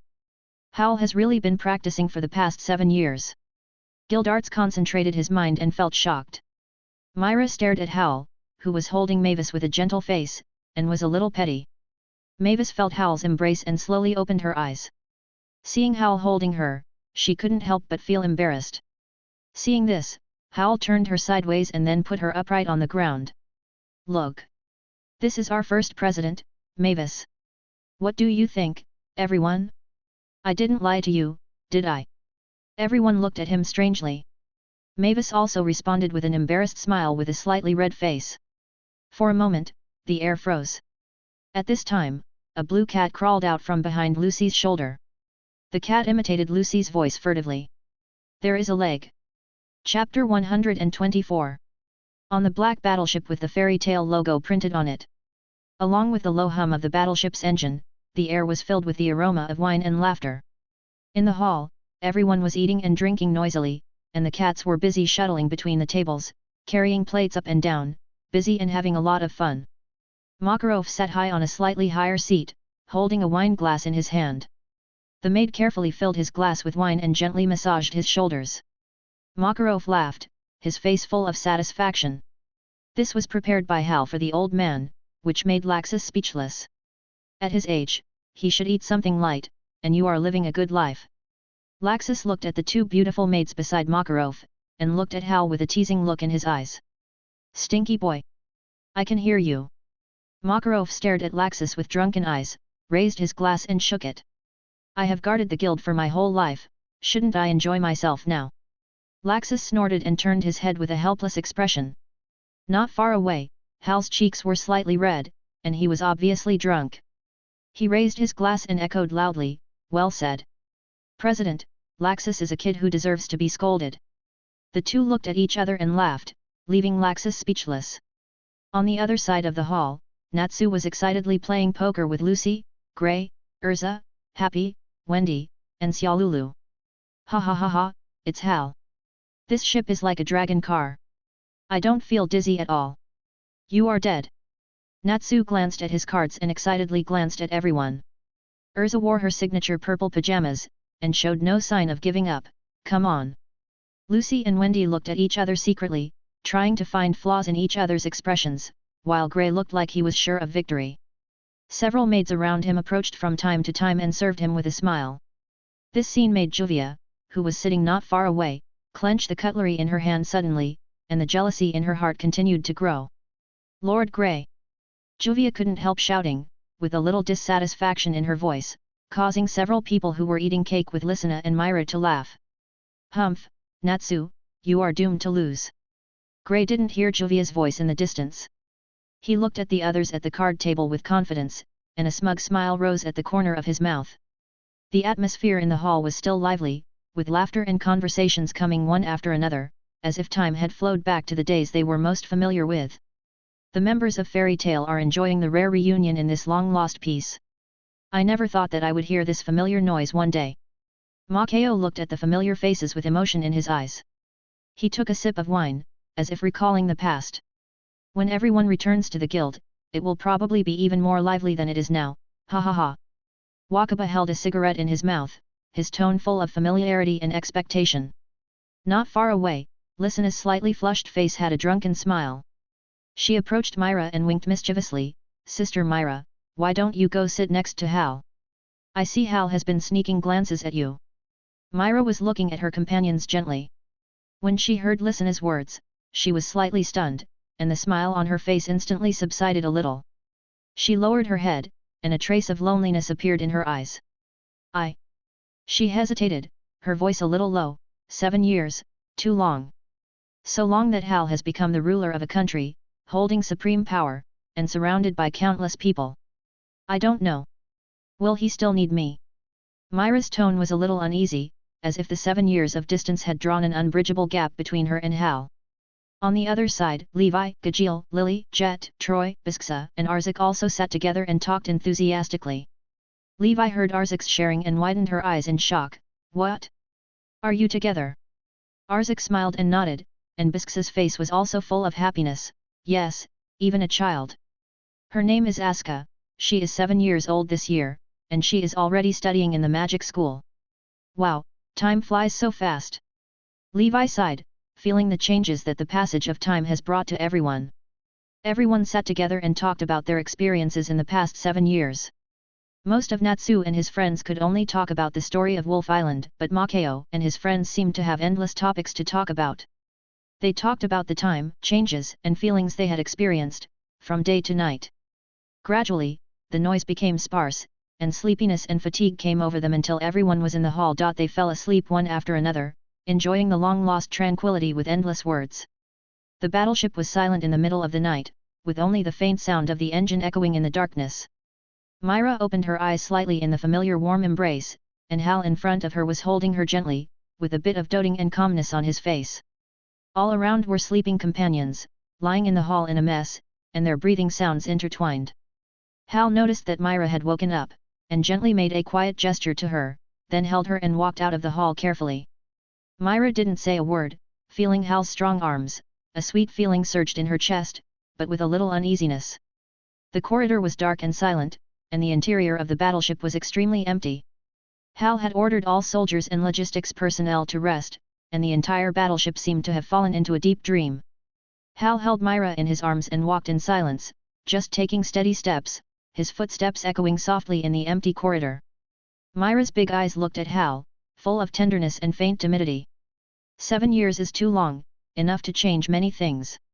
She didn't know if Hal was still the same man she loved. Hal didn't speak, his eyes were deep, as if he had seen through everything. He carried Myra to a huge room inside the battleship and gently put her on the soft big bed. The room was dark, with only the starlight outside the window shining in and reflecting on Myra's face. The next moment, Hal leaned over and kissed her without hesitation. Well, Myra was caught off guard by his sudden action for a while, and her body trembled slightly. Her mouth was sealed by his lips, and the familiar breath enveloped her, affectionate and domineering, and even the last line of defense in her heart was completely defeated. Hal's kiss was passionate and focused. His tongue easily invaded her lips, with an irrepressible passion and desire, as if he wanted to use this kiss to make up for the distance of 7 years without touching. The two hugged each other tightly, their breaths intertwined, and the passionate and long kiss lasted for a long time until they finally separated. Myra was panting slightly, and a light blush appeared on her face. Her eyes met Hal's. Neither of them spoke, but they could feel the strong affection spreading between them. "Do you think I have changed in these 7 years, huh? My wife?" Hal's voice was low and magnetic. He slowly lowered his head and gently sniffed the familiar fragrance on Myra's body, as if it was the home he had always relied on.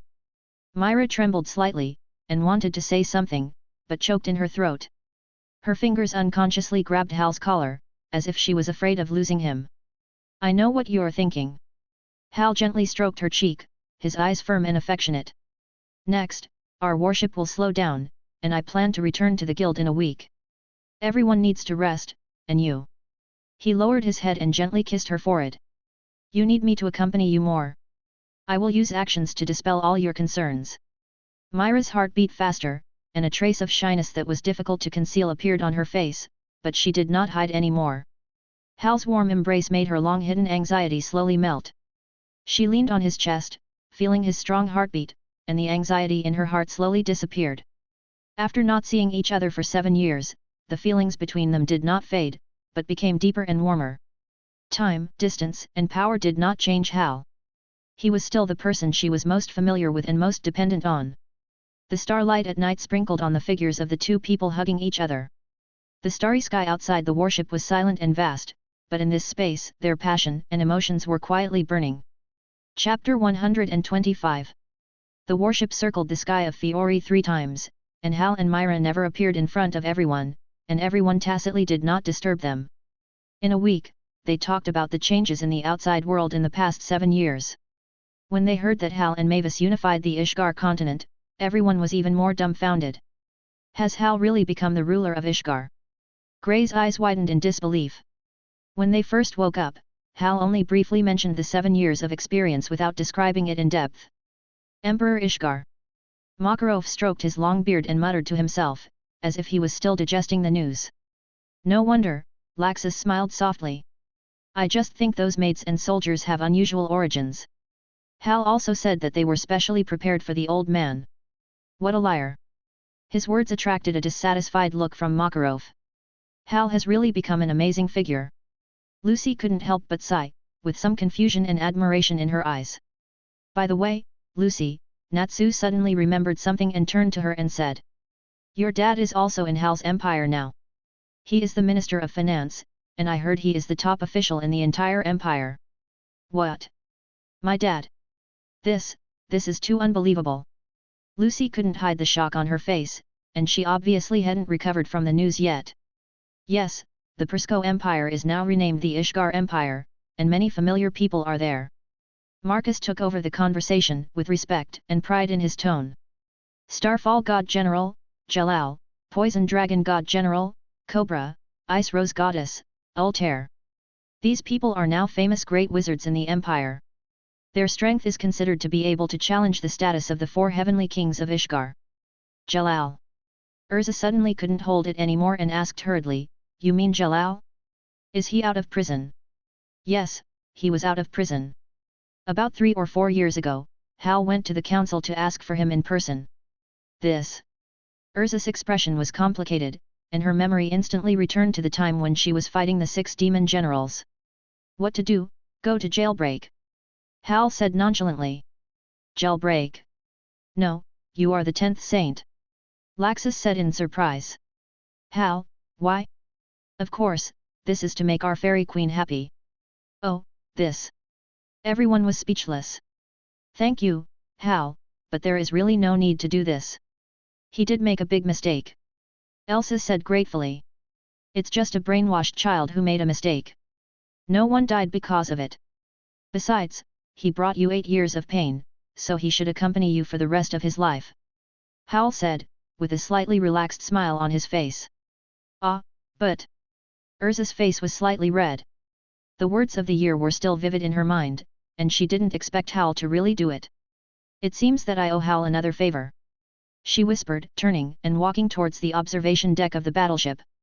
She stood on a high place, looking at the heavy clouds and endless blue sky below, with countless thoughts surging in her heart. Starfall God General. Jalal, I haven't seen you for 7 years, are you doing well? At the same time, in the palace of the Kingdom of Fiore, Jalal, wearing blue and white magic armor and a blue cloak, raised his head and looked at the sky. His eyes were deep and complicated, and he was also concerned about that familiar figure in his heart. Iluza. I miss you so much. He muttered to himself. He had already known that Urza had returned, and the longing in his heart could not be suppressed. Natsu and his group got off the battleship, and in front of the door of the Fairy Tale Guild, Natsu rushed in first. Hey! It seems that the guild has not changed much, but there are a lot of new people. Natsu looked around excitedly, his eyes full of excitement. Yeah, it's still the same. Happy also echoed. Their appearance attracted the attention of the entire guild, and the people behind them rushed into the hall at once, which suddenly seemed a bit crowded. There are indeed more people. Urza frowned slightly and glanced around the hall. Hey, Hal, you won't just take in people, right? Laxus glanced at Hal, who was flirting with Myra. At this time, Myra was happily holding Hal's arm, with a sweet smile on her face, and she looked radiant. Hal just smiled faintly at Laxus's provocation, and after returning an equally provocative look, he ignored him and took Myra to the hot spring layer on the 4th floor. This guy! Laxus gritted his teeth, with a hint of annoyance on his face.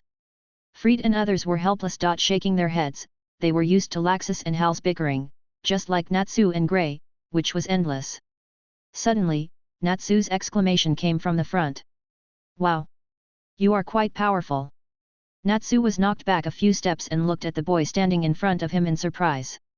The boy was wearing magic armor, which emitted a faint red light, making him look particularly mysterious and powerful.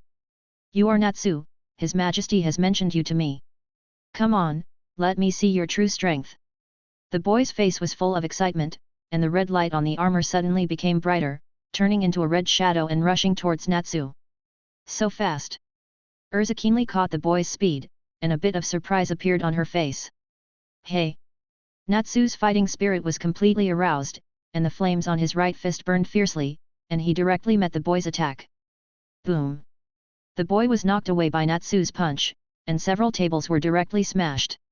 The air fell into silence for a moment. The boy crawled out of the ruins in a panic, pointed at Natsu, and said in shock, "How is it possible? Your strength? Impossible! Aren't you not at the S level?" Hey! Natsu's fists ignited with more intense flames, and he rushed over without hesitation, ready to teach him a lesson again. Stop it! Stop it! Brother Natsu, I was wrong. The boy was so scared that he begged for mercy, his face full of fear. Hehe, see if you dare to say I'm not S level. But, Natsu, you are not S level. Happy said mercilessly beside him.